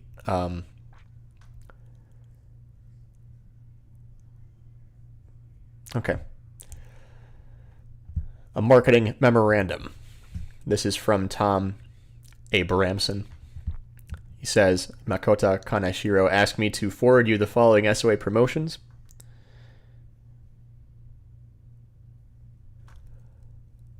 Promoted within the last 60 days. Total promotions represent over 100 million packages of products, over $30 million of television exposure. Here we have scans of, here's Quaker oatmeal with Sonic on it, various examples of how they, what the boxes and such and packaging will look like for all these various Sega and other brand team-ups for advertising purposes. Here's that Sonic watch. You can win a Sonic watch with your oatmeal. It's great. A lot of Quaker Oats scans. So we're skipping through a lot of pages now. I don't know if you guys really want me to just go through every single Quaker Oats box. They all look pretty similar, just some include some offer you an opportunity to win a watch.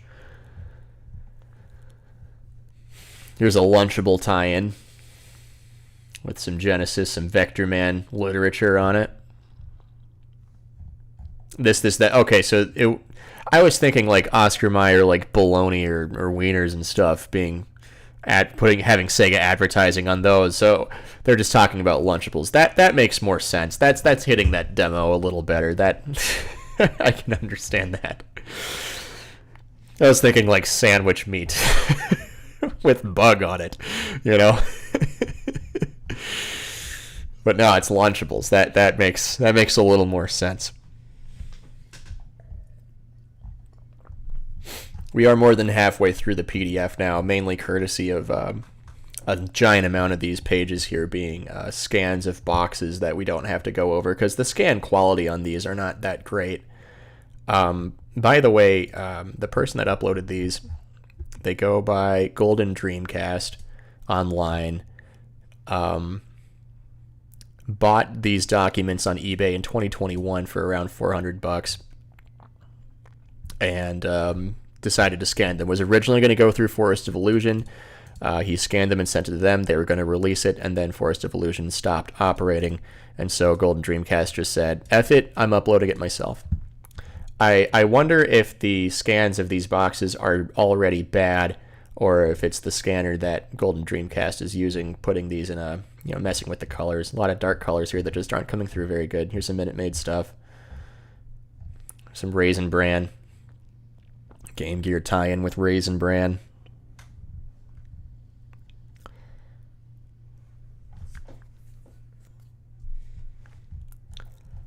Some Honeycomb tie-in. Win a bunch of Game Gear stuff. Wheaties, yeah.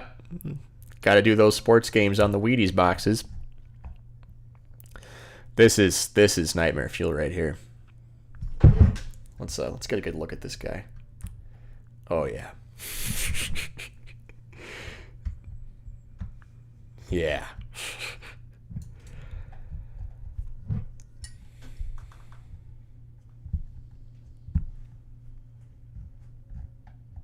There's that Cookie Crisp box. Just a lot of cereal. A lot of cereal boxes. Look, there's old Freddy.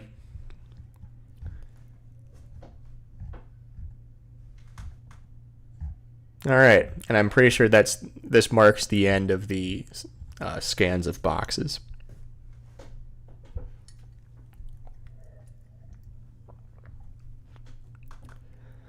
So these are interactives. We believe this means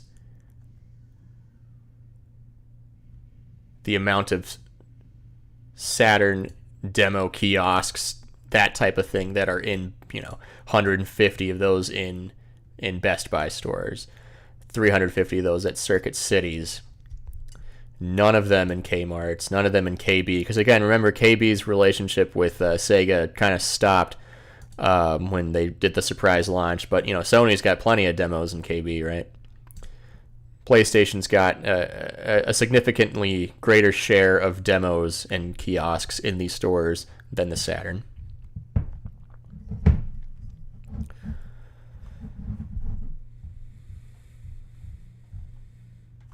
This is where we're getting into the weeds of the canceled games. This is a software calendar. Now, again, remember, it says fiscal year 97. This is April 1996, okay? This is 1996. some of their release windows. Destruction Derby did not come out. Heart of Darkness did not come out. This football game got severely messed with. Eventually they did make some football games, but this has got its own crazy story to it. Sonic did not come out in the state that they had hoped it would be in. Alien Hive, that Star Wars game, Ricklord Saga 2, Daytona Remix became a game under a different name. And they talk about considering Crazy Ivan. There is American box art of Crazy Ivan and some other games. Many of these did not come out in America. I think of all these games, 3D Lemmings is the only one that did come out in the US, and this soccer game could be referring to a different soccer game that did come out, just probably under a different name. Excuse me. So they're talking about issues they have with some of these games. Destruction Derby, which they didn't wind up releasing. They're saying the Saturn's graphics are inferior to PlayStation's Destruction Derby. They want to move away from it being a straight up... Alright, I think I got connected again. Let me know in the chat if you can see the stream again.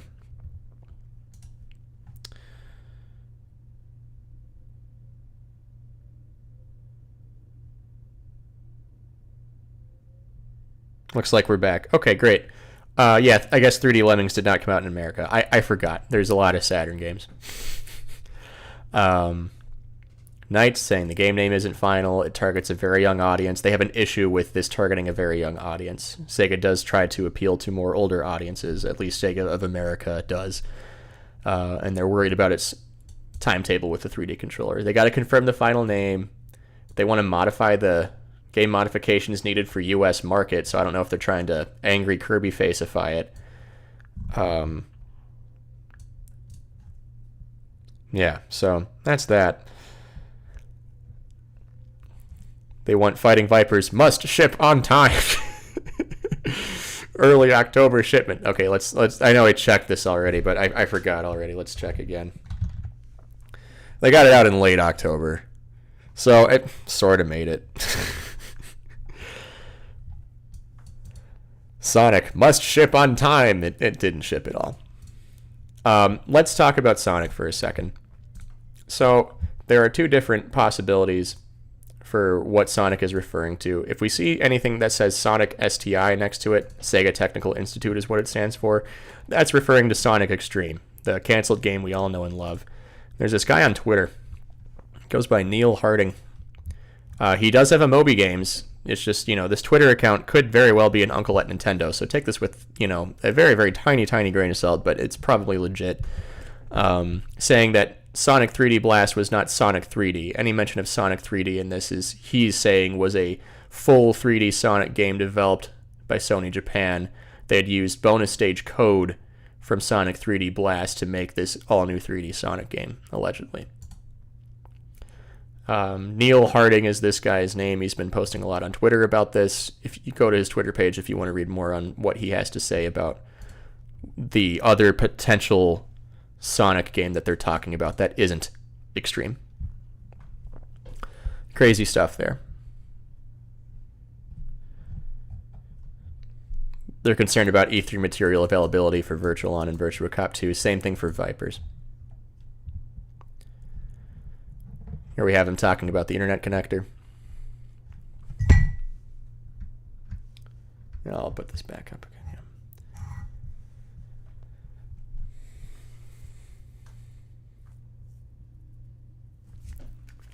They're worried about the Saturn versions being straight ports and not enhanced versions.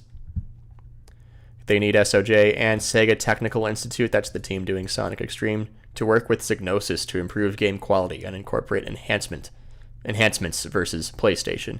Keep in mind, again, Sony bought Psygnosis effectively, so that's kind of a tough sell here.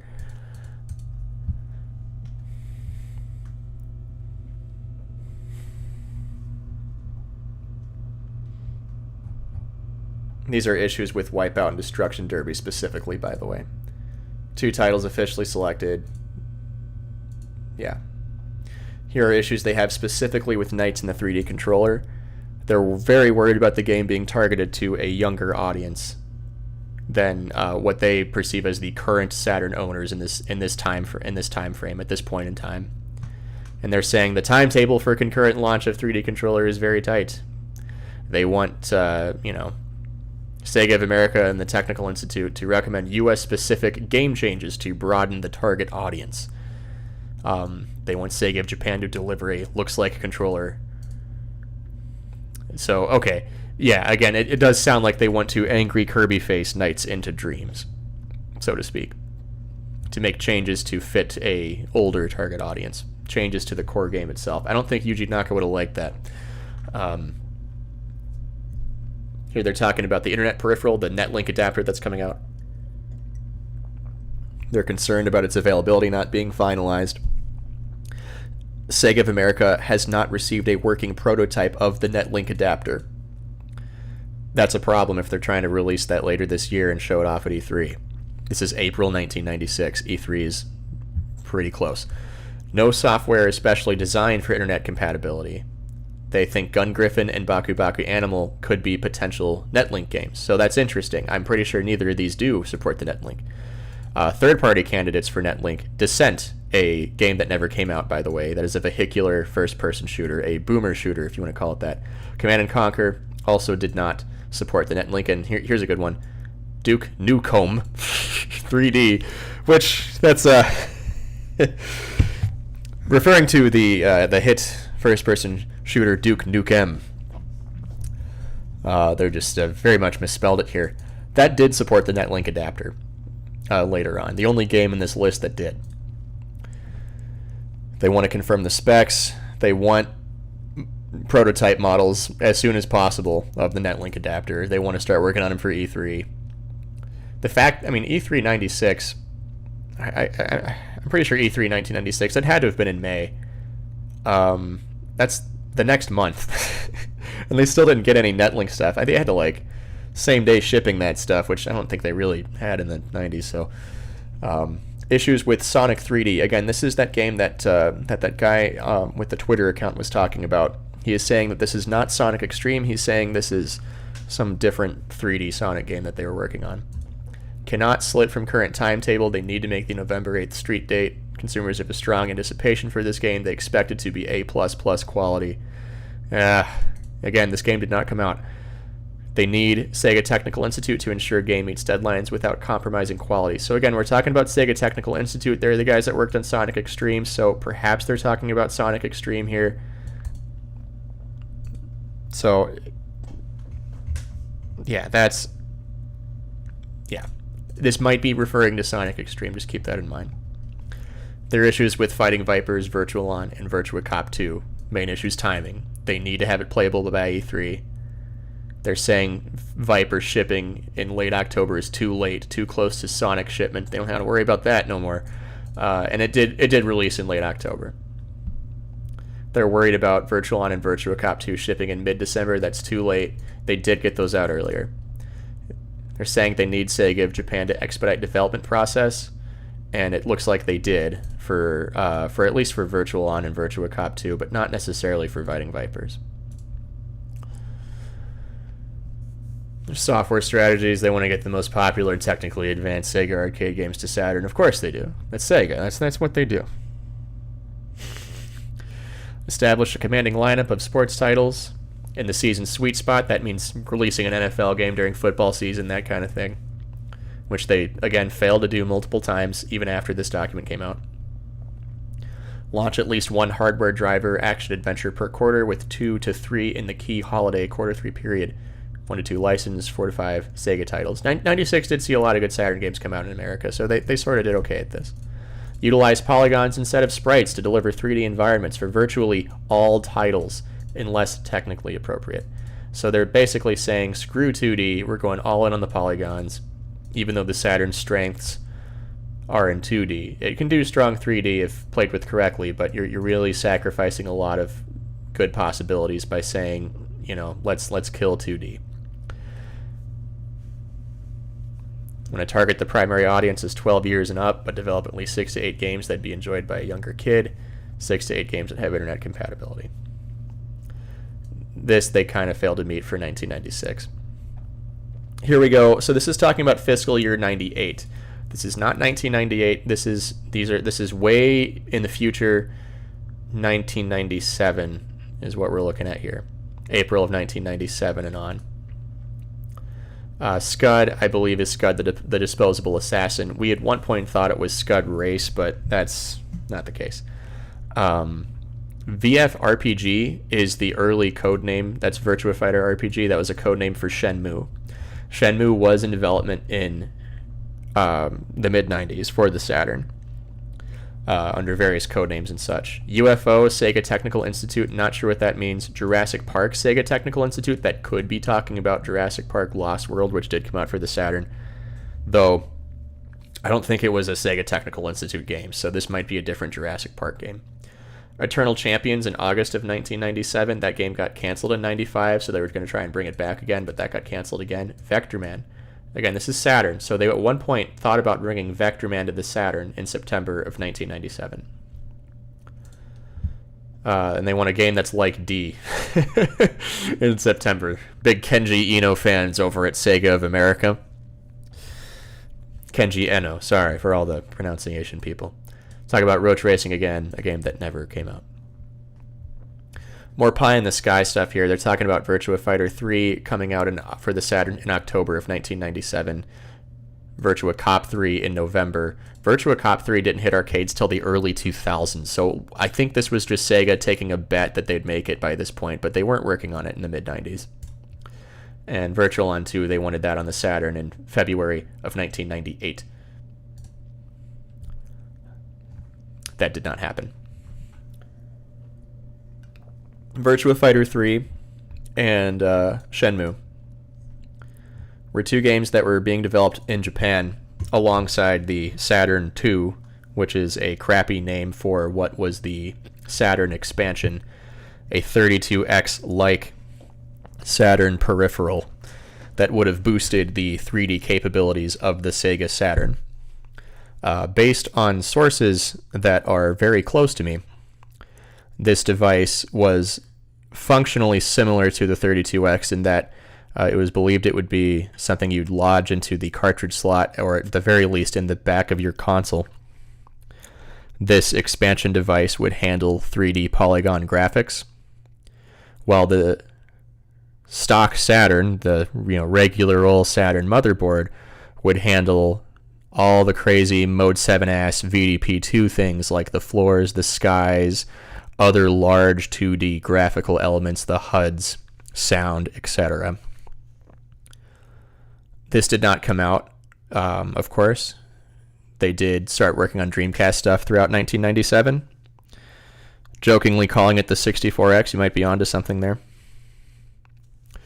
And that was what Virtua Fighter 3 and Shenmue were supposed to be on as far as their Saturn games are concerned. Sports lineup for fiscal year 97. We're going back to 1996 here, right? Daytona Remix again. We believe that's Daytona Championship Circuit Edition, which did come out just under a different name. Sports calendar for the year. Critical issues with Sega Sports. So here we're getting into let's look at Microprose NFL, the football game that they so desperately need. Issues: extremely low quality. 6 months late, not finished. Action required for this football game that they desperately need. Kill title or sell to third party. This is probably one of the most critical ones here. Yeah. NBA Action, they are worried about this game not being good. They're worried about it shipping out of season. They want to hold it to improve the graphics, make it better, released with new rosters, presumably by the following season.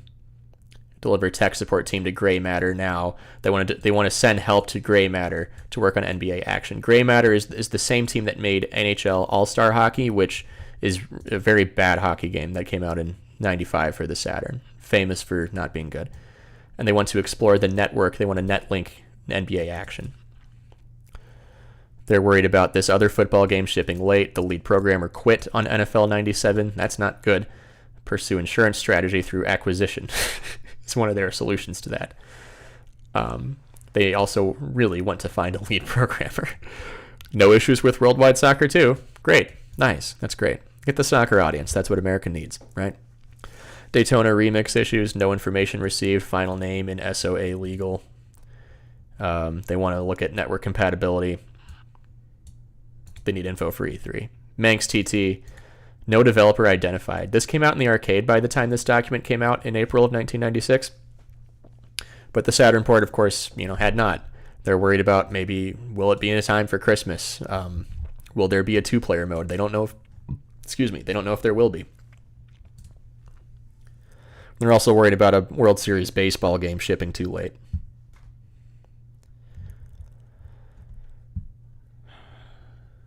Sports game issues that they have with NBA action specifically. It's based on the NHL engine. That's bad because the NHL All-Star Hockey game was not good. So it's being made with that game engine, and Sega of America recognizes that as a poorly designed engine. Does not meet their quality standards. Sony Sports NBA game was extremely high quality, created a buzz in the industry. Yeah, they're very worried about that. Hold it for a November release is one of their potential solutions. They want to improve it. They want it to send help to gray matter again, and take a look at network compatibility. So these are more detailed versions of these explainers, so I don't need to go over all these. We kind of already did. Very low quality for that Microprose football game. Will damage Sega and Sega Sports brand if released.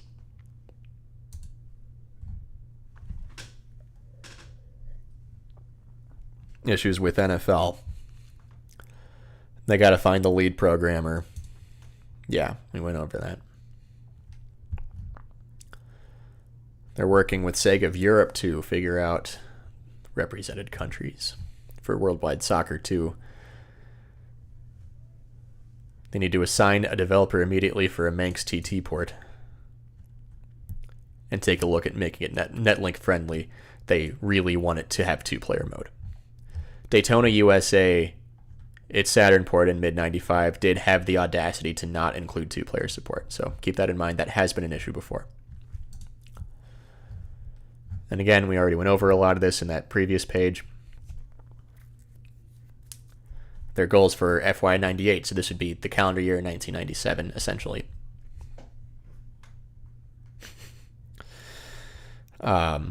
Establish a commanding presence with a strong library of high-quality products. Develop at least one product for all major sports. Initiate development with sufficient lead time. Launch sports drive titles 2 months early. Nice. All that good stuff.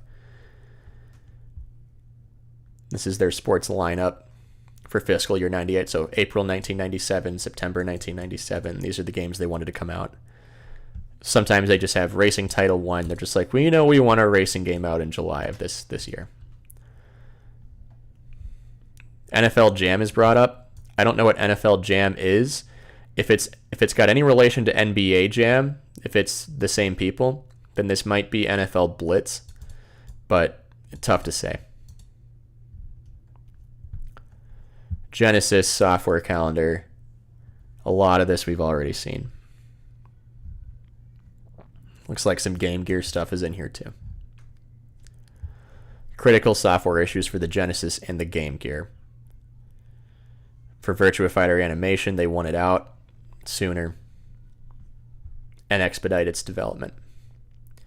Sonic for the Game Gear, they want it out sooner. I'm not sure which Sonic Genesis Game Gear game they're talking about here, but yeah, so they got some problems with it.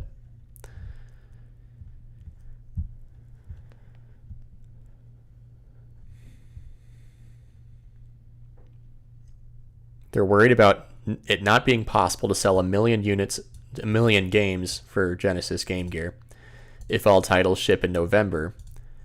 Current plans call for October to have a fighting month theme, and for Virtua Fighter Genesis to ship in November. They want to expedite the development of these games. They want Genesis games to sell no greater than $50, no greater than $30 for Game Gear games. They want the game quality of Genesis games to emulate the look of 32-bit to the extent that it's technically feasible. Hence that Virtua Fighter 2 port they tried so hard to make decent. Games must be playable and appeal to younger skewing target markets. Genesis, they want ages 8 to 14. Game Gear, 6 to 12 years old. And again, release calendars for various Genesis and Game Gear games. They're talking about a Vector Man 3 for the Sega Genesis. This is September of 1997. Right around when that supposed Saturn Vector Man game was supposed to be released. Perhaps that would have been Vector Man 3.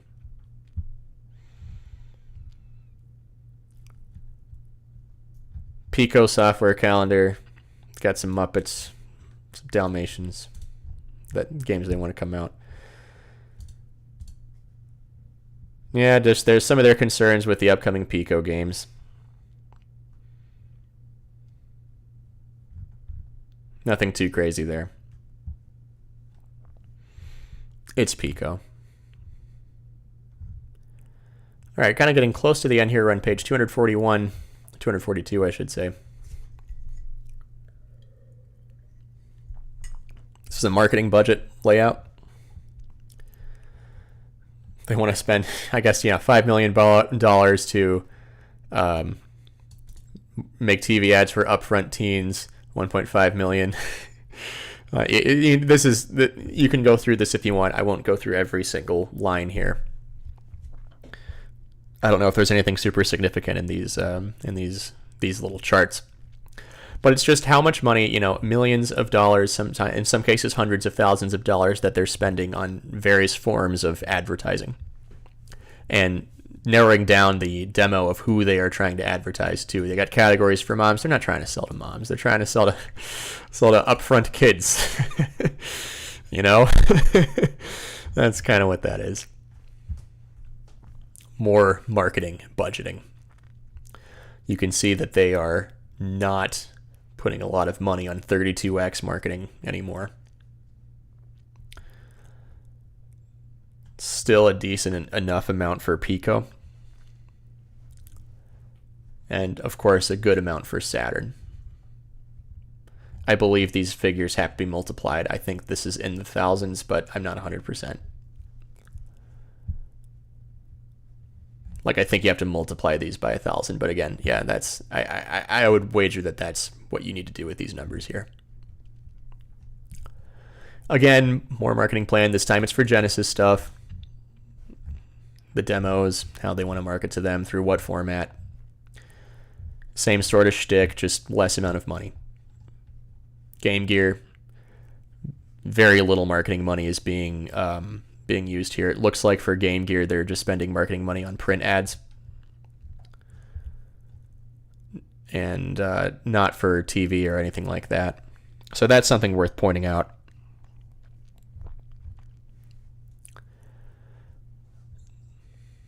Same thing here. More print ads. Marketing budget plan B. And I think it looks like this is for specific games. So they want to spend $75,000 on, print ads for NBA Action Sega Saturn, for example. They want to spend $1 million on World Series Baseball 2 for the Sega Saturn ads marketed towards whatever scatter teens means. That's what all this is. I won't go through all of them, but I'm fairly certain that's what all that means. Am I going to do an episode about this? Strongly thinking about it. Of course, this will very much get referenced in all future episodes, or at least many of them. $2 million on advertising TV ads for this football game. Yeah, just more of those. A lot of that. Yep. Sega Sports marketing budgets. Kind of tearing through this now. Nomad marketing, it looks like they are they're not spending any money on ads for the Sega Nomad this fiscal year. But it looks like they are going to put it in trade shows, other sales kits and whatnot. But yeah, they're not really marketing the Nomad. 32X marketing budget, nothing. Basically nothing. Spending some on packaging and manuals. So, yeah, probably a wise move here. we see specific 32X games there. Pico marketing, they want to spend $2.7 million to market the Pico to some upfront kids on national television. I don't know what upfront kids means. That scatter kids. This is some marketing jargon that I am not privy to.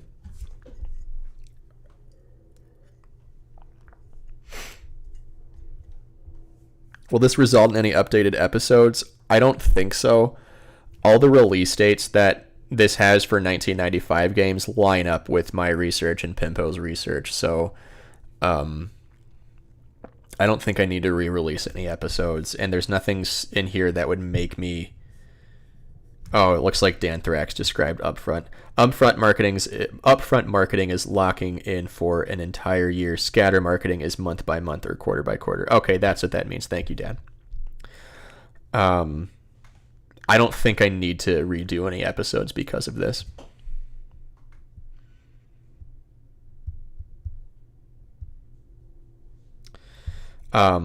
Will I do an entire episode on this document? I kind of want to. Probably something that's a little more organized than me scrolling through it in page order. This is going over companies they're working with. Their A-Team licensees being Capcom, EA, Virgin, and Acclaim. The rest here. Scavengers brought up. They went defunct pretty quick because they were betrayed by their publisher. See the Shiro interview that we did with the guy who worked for Scavenger on the YouTube channel. On the Shiro YouTube channel.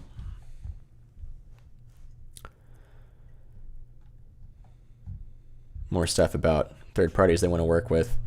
Here they're talking about exclusive third-party games. This is a big one. They want the Elder Scrolls to be an exclusive Saturn third party, not out on PlayStation. This got canceled. Oh, Astrobolt, thank you so much for the contribution. Much appreciated. How much Sega Saturn is too much Sega Saturn? Never enough. Although all the canceled games would disagree. Including the Elder Scrolls. Elder Scrolls Arena specifically is mentioned throughout this document. Amazonia, which you see handwritten here, that's referring to Sacred Pools, which did get leaked in its entirety online. You can download it and play it whenever you want. And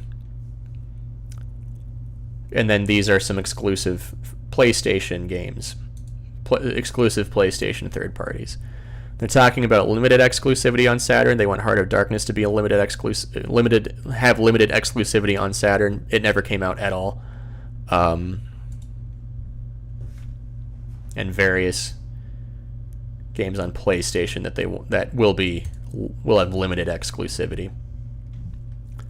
They're going over key third-party titles here. Remnant, C-Punk, thank you so much for the $10. Much appreciated. You said you missed quite a bit. What could be concluded from this? What can be concluded from this, in a nutshell, is that Sega of America specifically was utterly screwed financially, thanks to a critical failure of the 32X launch and the Saturn launch. There is hard data, sales figures, anecdotes from Sega execs in this document that basically solidify how extraordinarily screwed Sega of America was when the Saturn came out and shortly thereafter. The entire company of Sega lost a giant amount of money because of Sega of America's mismanagement. And to a lesser extent, mismanagement within the entire company. Lack of communication with Japan. Sega of Europe was kind of doing their own thing, they were fine. It's just specifically Sega of America and Japan had a horrible working relationship. They did not work well together during the Saturn era. And there's a lot of evidence of that here. Key third-party titles are listed here. Absolute Doom from Good Times Interactive, I'm pretty sure is the name of the company. This is just referring to the Doom port that came out later, infamous for being really bad. Descent and Descent 2 did not come out ever for the Saturn.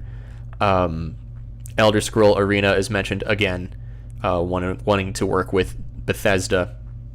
Into the Shadows is a scavenger game that never came out. It was later repurposed into a game called Enclave for the 6th gen after Scavenger went defunct. Z did not come out in America. Fade to Black did not come out. Myst 2 did not come out in America. Terra Nova, pretty sure that's another canceled game if I'm remembering correct. And this one finally says Nukem, which is great. Yeah.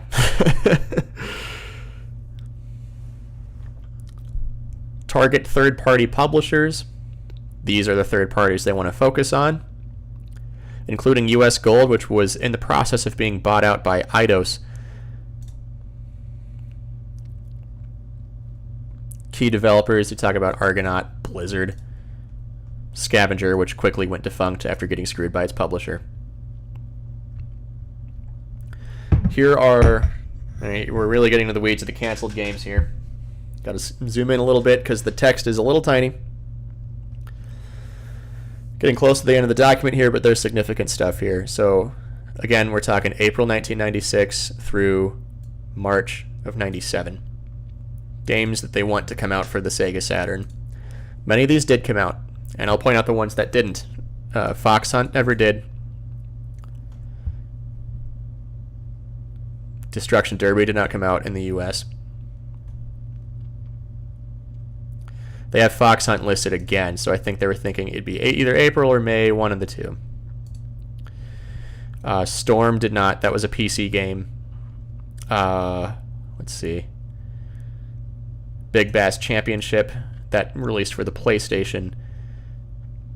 If I'm remembering correctly, I'm pretty sure Deadly Skies was one that did not. There's a lot, so, Offensive from Ocean, that was only on PC, that did not come out. Devil Summoner is on this list, yes. They were going to localize Devil Summoner. They did not. That was Japan only. Shokendo came out as Slam Dragon for the PlayStation. Something to remember. This was advertised on the back of a manual of a Saturn's baseball game as Shokendo, and it had screenshots of a 3D fighting game. This would release to the PlayStation only as Slam Dragon. Heart of Darkness, again, never came out. This was something that Sega really wanted to come out for the Saturn. They thought this would really lift them up here. Never did, though. It did come out for the PlayStation years later. Ray Earth, this is referring to Magic Knight Ray Earth. This did release for the Saturn. They thought it would come out in July of 96. In America, this did not come out until, well, I have the spreadsheet here. It's the very last Saturn game to release in North America, not until December of 1998.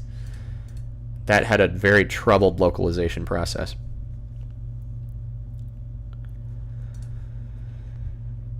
Swagman, funny name, did not come out in America though.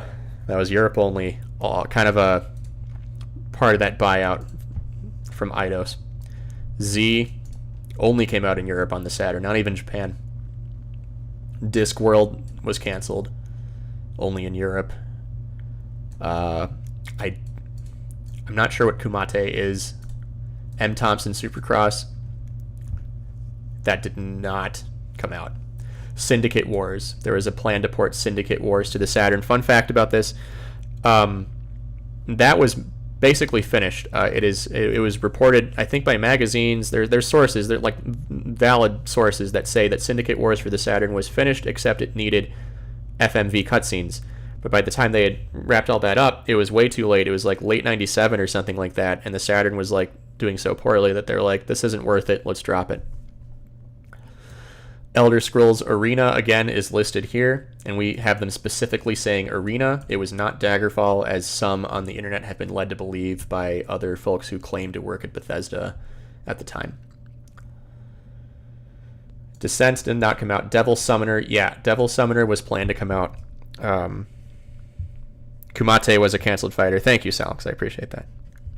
I was pretty sure that was the case. Lunar from Working Designs. I believe this did get localized on PlayStation, not on Saturn, though it was planned. You can there's an English patch of this released nowadays from Mr. Conan. You go on Sega Extreme, you can patch a game and play this in English on your Saturn now. Ninja is a game that came out on PlayStation, but not on Saturn. Rayman 2, I got to talk about Rayman 2 for a second. This is likely not referring to the 3D platformer Rayman 2, but rather the canceled 2D sequel Rayman 2. They were originally going to make the sequel be another 2D game on multi-platform, but later decided that they'd better do a 3D game instead. So they just dropped that all together. It never came out at all. And that had plans for a Saturn release. Speed Freak, I believe that's one of those games that we don't know anything about. Star Control 3 did not come out on the Saturn. Werewolf, there's a leaked build of that on Hidden Palace. It did not come out at all on any console. Zork 2 Nemesis did not come out. 3D Sonic is mentioned again. Again, I would like to refer to that Twitter guy who claims this is a different Sonic game and that he worked on it. Absolute Doom, this is Doom for the Saturn. That came out. Aerobiz 96 from Koei, that only came out in Japan. And I'm probably glazing over some of these. Like, I can't remember if Dark Sun was canceled or not, but that sticks out to me here. Lethal Enforcers did not come out in the US. That was Japan only as a Lethal Enforcers 1 and 2 like combo port, so to speak. Tecmo Super Bowl 3, that I am fairly certain did not come out. The Tick, canceled. Toonstruck, canceled. Unnecessary Roughness, that's a football game that got canceled. Wing Commander 4 did not come out for the Saturn. This is referring to Contra Legacy of War, that did come out. Crazy Ivan, a first-person shooter, did not. That did not come out for the Saturn. Assault Rigs, I'm fairly certain again, is one that got canceled. Rig Lord Saga 2 did not get localized.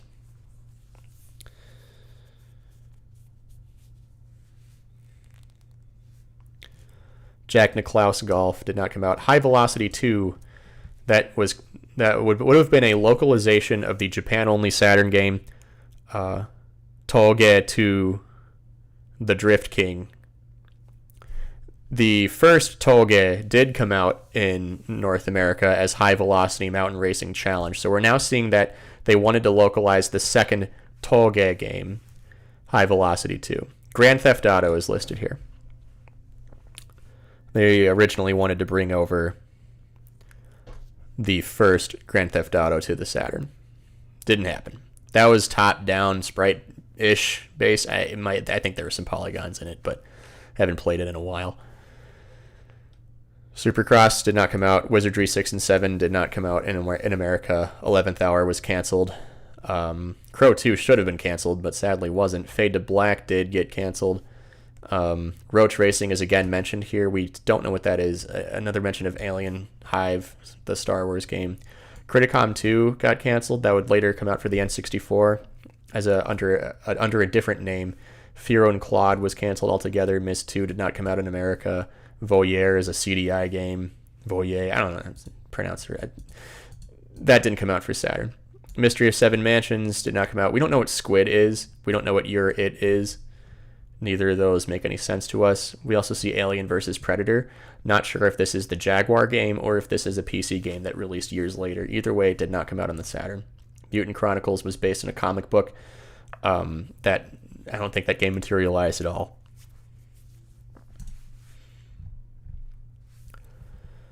These are PlayStation games. We're not going to go over those.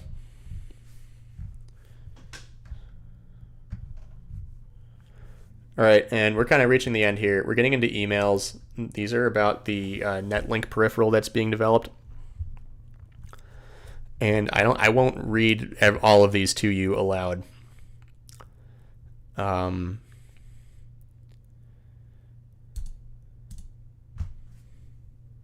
But this debate here about the price, I believe, would be the price of the Netlink adapter, which MSRP'd for $200 in October of 1996 on Halloween, according to Sega Retro.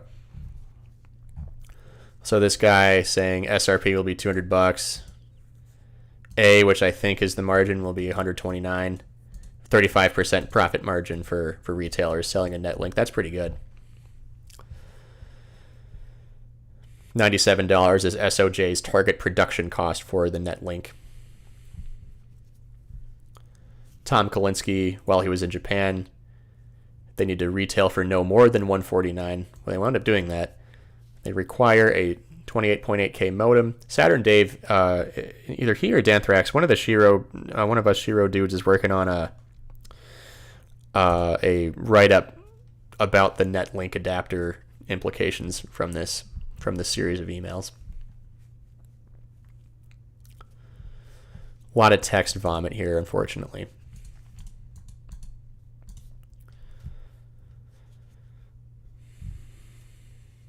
They talk about 4 different options for the Netlink adapter. The first being a conversion type from Sega of Japan. Option B, they're saying it would take longer. C is a conversion type from Pluto. They're talking about the Sega Pluto, which is this. This is a Sega Saturn variant that never came out that has Netlink built in and a hard drive built in. So when you see Pluto mentioned here, Dave's working on the Netlink article. Thank you, Dan. When you see Pluto mentioned here, that's what it's talking about. And then option D, it would interface with Saturn hardware by a communication connector, which would be mounted at the rear end. So basically, they're saying that one of the options would be a Netlink adapter that doesn't go in the cartridge slot. It would just be a device that plugs into, like a cable to the back of your console. But this guy's recommending option C.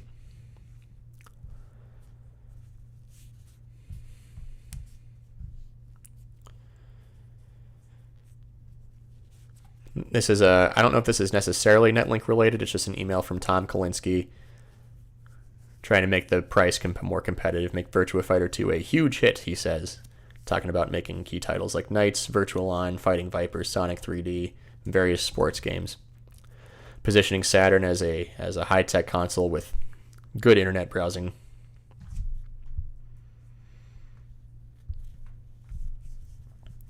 And again, just as chat's pointing out here, just Sega spending a lot of money on stuff. Regaining sports leadership, regaining advertising, parity with Sony.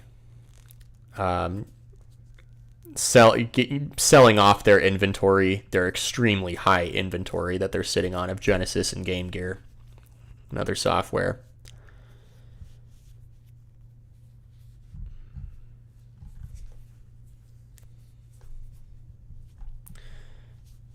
So I've already sent this to the salespeople with a positive note, asked them to keep their account letting their account know about the trend in third-party support. I told each of them to find a way to get us close to equal in sell-through by June, July, so that going into our power months, we can be in position to take over. This kind of news is what the accounts need to hear. Your reports and store visits has also been sent to the salespeople. Every bit of positive news, no matter how small, is going to them. That is from Len Ciceretto to Tom Kalinske.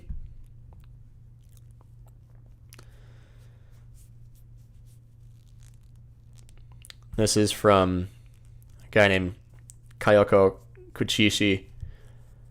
This is a Nikkei article that he's talking about, saying that Warp will put off its software development for PlayStation indefinitely. The company will shift development to Enemy Zero for the Saturn from the PlayStation.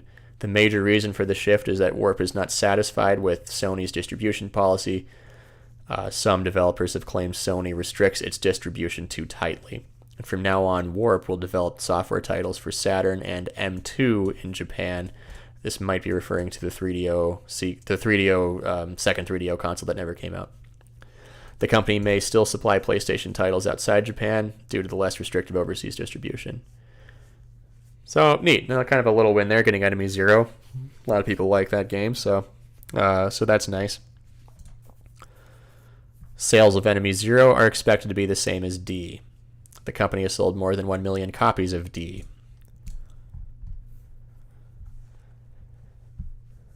From Yutaka Yamamoto, discussed with Kerry, would like to let you know the following things to be done for Internet Saturn at E3. Talking about getting Saturn internet stuff ready for E3. Planet Web Browser is for Pluto. They're talking a lot about the Pluto peripheral. One thing I wanted to point out, I don't remember if that was on the...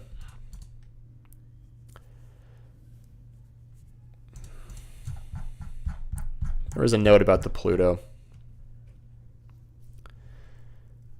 They wanted to sell it for $550. So let's think about that. The Saturn by itself would have been sold for around $200 at around this time, and a Netlink adapter was also $200. So you can either spend $400 on a new Saturn and a Netlink adapter, or pay an extra $150 to have it built in. Why is that worthwhile? Perhaps Sega asked themselves the same question when they pulled Pluto.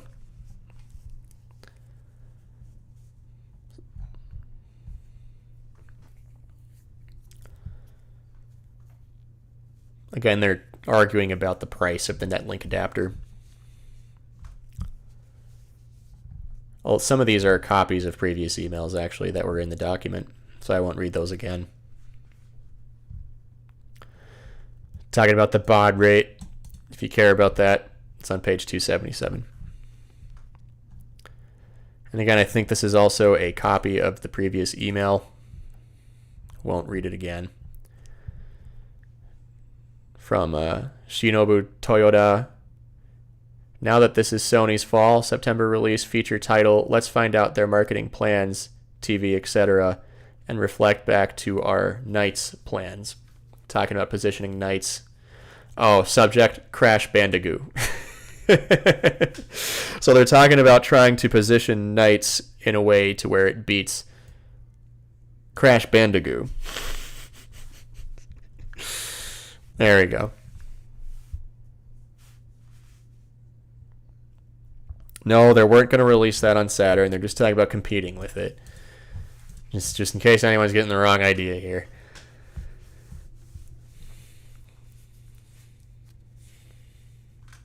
So it looks like here, subject, new Saturn box. They're talking about packaging. Having the banner too far in advance can cause problems. Talking about the Netlink again.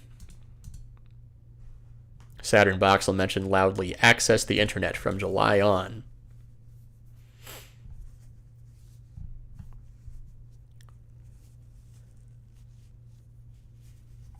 Talking about Sega of Japan starting mass production for new Saturn hardware from June. Sega of America can get it in July. A month later. Faster turnaround than when Sega of Japan normally sent them stuff. And again, more stuff about manufacturing the Netlink adapter.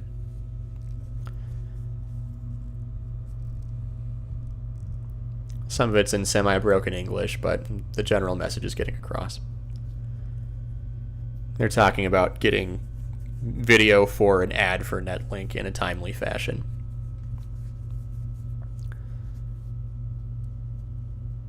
And again, about advertising internet accessibility. Access the internet, Saturn Surfer on Saturn boxes.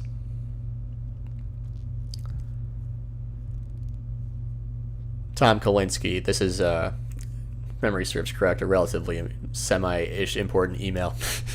On my trip to SOJ, this was a topic of grave concern and certainly will be discussed at next week's Global Review. Sony has taken the lead from us in a short period of time with a great NFL football game day product and now NBA basketball game. We are struggling to produce a football game in time for next fall season. We missed last year altogether, and the marketing group is not confident the current basketball game is good enough to even ship this spring. It clearly is not equal to Sony's NBA shootout title. SOJ senior management and I feel that we have to be certain our NFL football game this fall is a superior product and shippable in time for the football season, not at the end in December. What steps do you recommend we take to ensure this? Should we add more talent to the team? Can we incentivize them to ensure the schedule? We cannot afford to miss either schedule or quality on this title. On the larger subject of sports, what do you recommend we do to recapture the talent and lead that we have apparently lost? Let's review next week, Tom. I'd like to point out that Tom Kalinske put in his resignation in the summer of this year, just a few months after the various emails and communication and stuff in this document. Tom Kalinske resigned.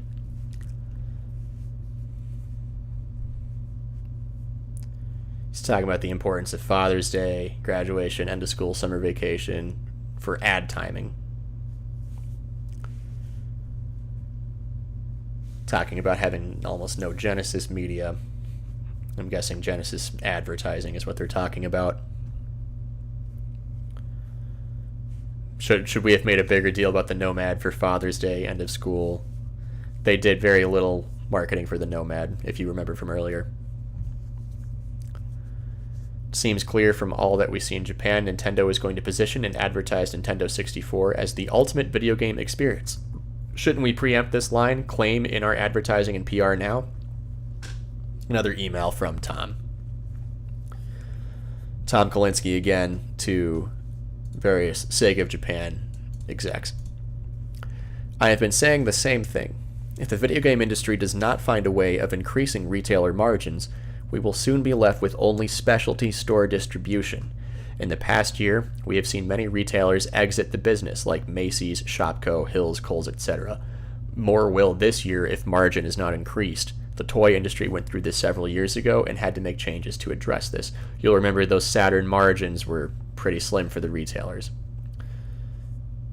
And then looks like this is from Shinobu Toyoda. Mr. Arakawa of Nintendo told third parties lately that their doors decreased from 10,000 from 20,000 at peak, and expressed his concerns that some retailers are getting out of the video game business due to low margin.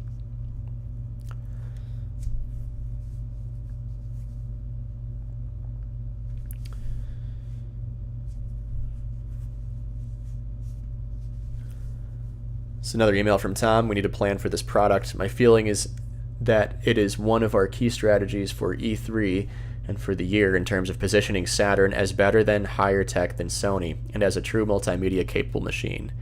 I believe we need a TV commercial and print ad for the fall, wish we had it, or a storyboard for E3. We are still hoping to have an internet compatible game, either Roach Racer or a title to be acquired for Christmas delivery. My guess for quota is 150,000, but that its impact on our business is far greater than this. Let's put this plan together and discuss. Tom. Another mention of Roach Racer. And it was going to be Netlink compatible. Nice. This is an email to Tom Kalinske from Carrie Bradford for Pluto. It sounds like Packard Bell will be signing an agreement this week. They have indicated that their relationship with CompuServe is a very beneficial one for them. We'll use them as the carrier. Contract I've drafted. Oh, the contract draft I've seen indicates that PV will give us $24 at the bounty being offered by CIS. For Saturn Internet proposal, met with 7 top access providers and have proposals from each. Have a preference to use 1 to 2 carriers, Netcom or Concentric. Okay, so they're talking about Netlink stuff here. Talking about a browser for the never released Pluto console.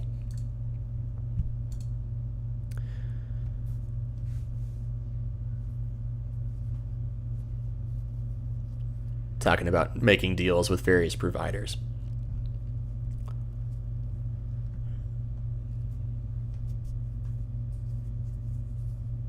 Received your memo asking when we would be able to offer access to online services from, just more stuff about providers. That's pretty much it. Yep, that's it. That's all 289 pages. So, I guess closing thoughts about this. I mean, I got more games to add to this that I didn't include. So, on last count, there's definitely more than 80 canceled games discussed in this document. Some of them we've never heard before.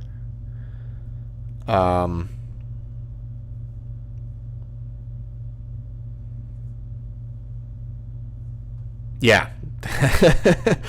And that's pretty much that. It's just a crap ton of canceled games. Again, I recommend going to the Sega Saturn Shiro website, segasaturnshiro.com. We've done a ton of articles recently. Again, this one's Dave going over that E3 layout that was mapped out here in detail. There was a Pluto stand, I'm pretty sure, if I remember correct, somewhere in here that they had planned. Dan Thrax did a lot of going over the sales data, and he kind of did a lot of the work in figuring out what all that meant and what all the numbers meant. I did one about the canceled games. They're working on one. Dave's working on one about the Netlink stuff, and Dan Thrax did one about who uploaded these documents in the first place. Baractor, thank you so much for the $9.99. Thanks. No, thank you. Much appreciate the support. Yeah, main takeaways. Sega was really screwed. If any of you think that the Dreamcast piracy or it not having a DVD drive is, quote, the reason Sega died, feel free to extinguish the notion. It certainly didn't help, of course, but Sega's financial situation was in extremely dire straits in many ways, especially in Sega of America. We often blame Sega of Japan for a lot of the Saturn's shortcomings in America, for forcing a surprise launch, for not bringing over a lot of games that were only released in Japan, for taking a lot of control away from Tom Kalinske. He frequently cites that. But again, and I think we can discern from this that a big reason why Sega of Japan is taking control away from Sega of America is because Sega of America was losing them a ton of money. Millions and millions of dollars, not to mention, and this is a small bucket in the big comparison of big grand scheme of things, but the canceled game Sacred Pools, for example, they spent $3 million to make that, and it never came out at all. Who knows how much money they spent on the crap ton of other canceled games and peripherals. The 32X was a giant waste of money from Sega of America. The 400,000 units that they were just sitting on in inventory that they were talking about scrapping, how much money was all of that worth? How much money did they waste on manufacturing all that? And potentially on scrapping it. And the games and the Genesis games they didn't sell, various games and such that they had to sell at extremely discounted prices just to get inventory out of their warehouse. The financial situation of Sega of America was really, really, really, really bad. And what this document does is it gives us a snapshot of that, of exactly how bad it was right after the Saturn came out, right after the 32X came out. I think that there's a lot of unanswered questions left. I think we need to start reaching out to some of the people who are mentioned in this document and maybe reach out to Tom Kalinske again and ask him about what happened. Again, remember, he quit right after the events of this document, within a few months of the events of this PDF, and moved on to something else because, Sega wasn't doing so good. So, yeah. And just, all the 3-button Genesis controllers they tried making. Just a horrible idea.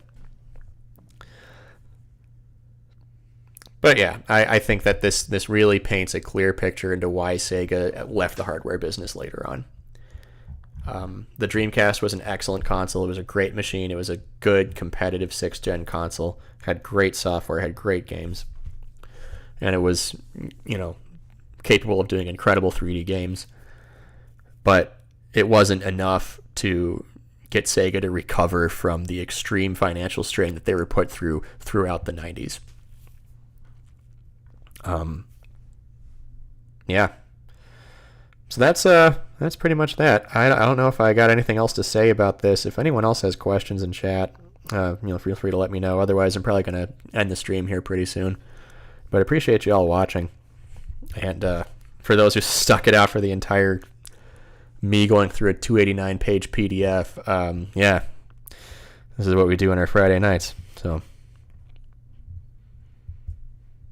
All right, guys. I think I'm gonna go ahead and stop streaming for the night. So, thank you all for watching. I'm gonna keep this VOD public.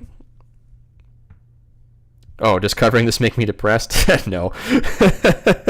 Is the sky blue? It's dark right now, so no, not at the moment. But on another part of the planet, yeah, I think so. I think it is.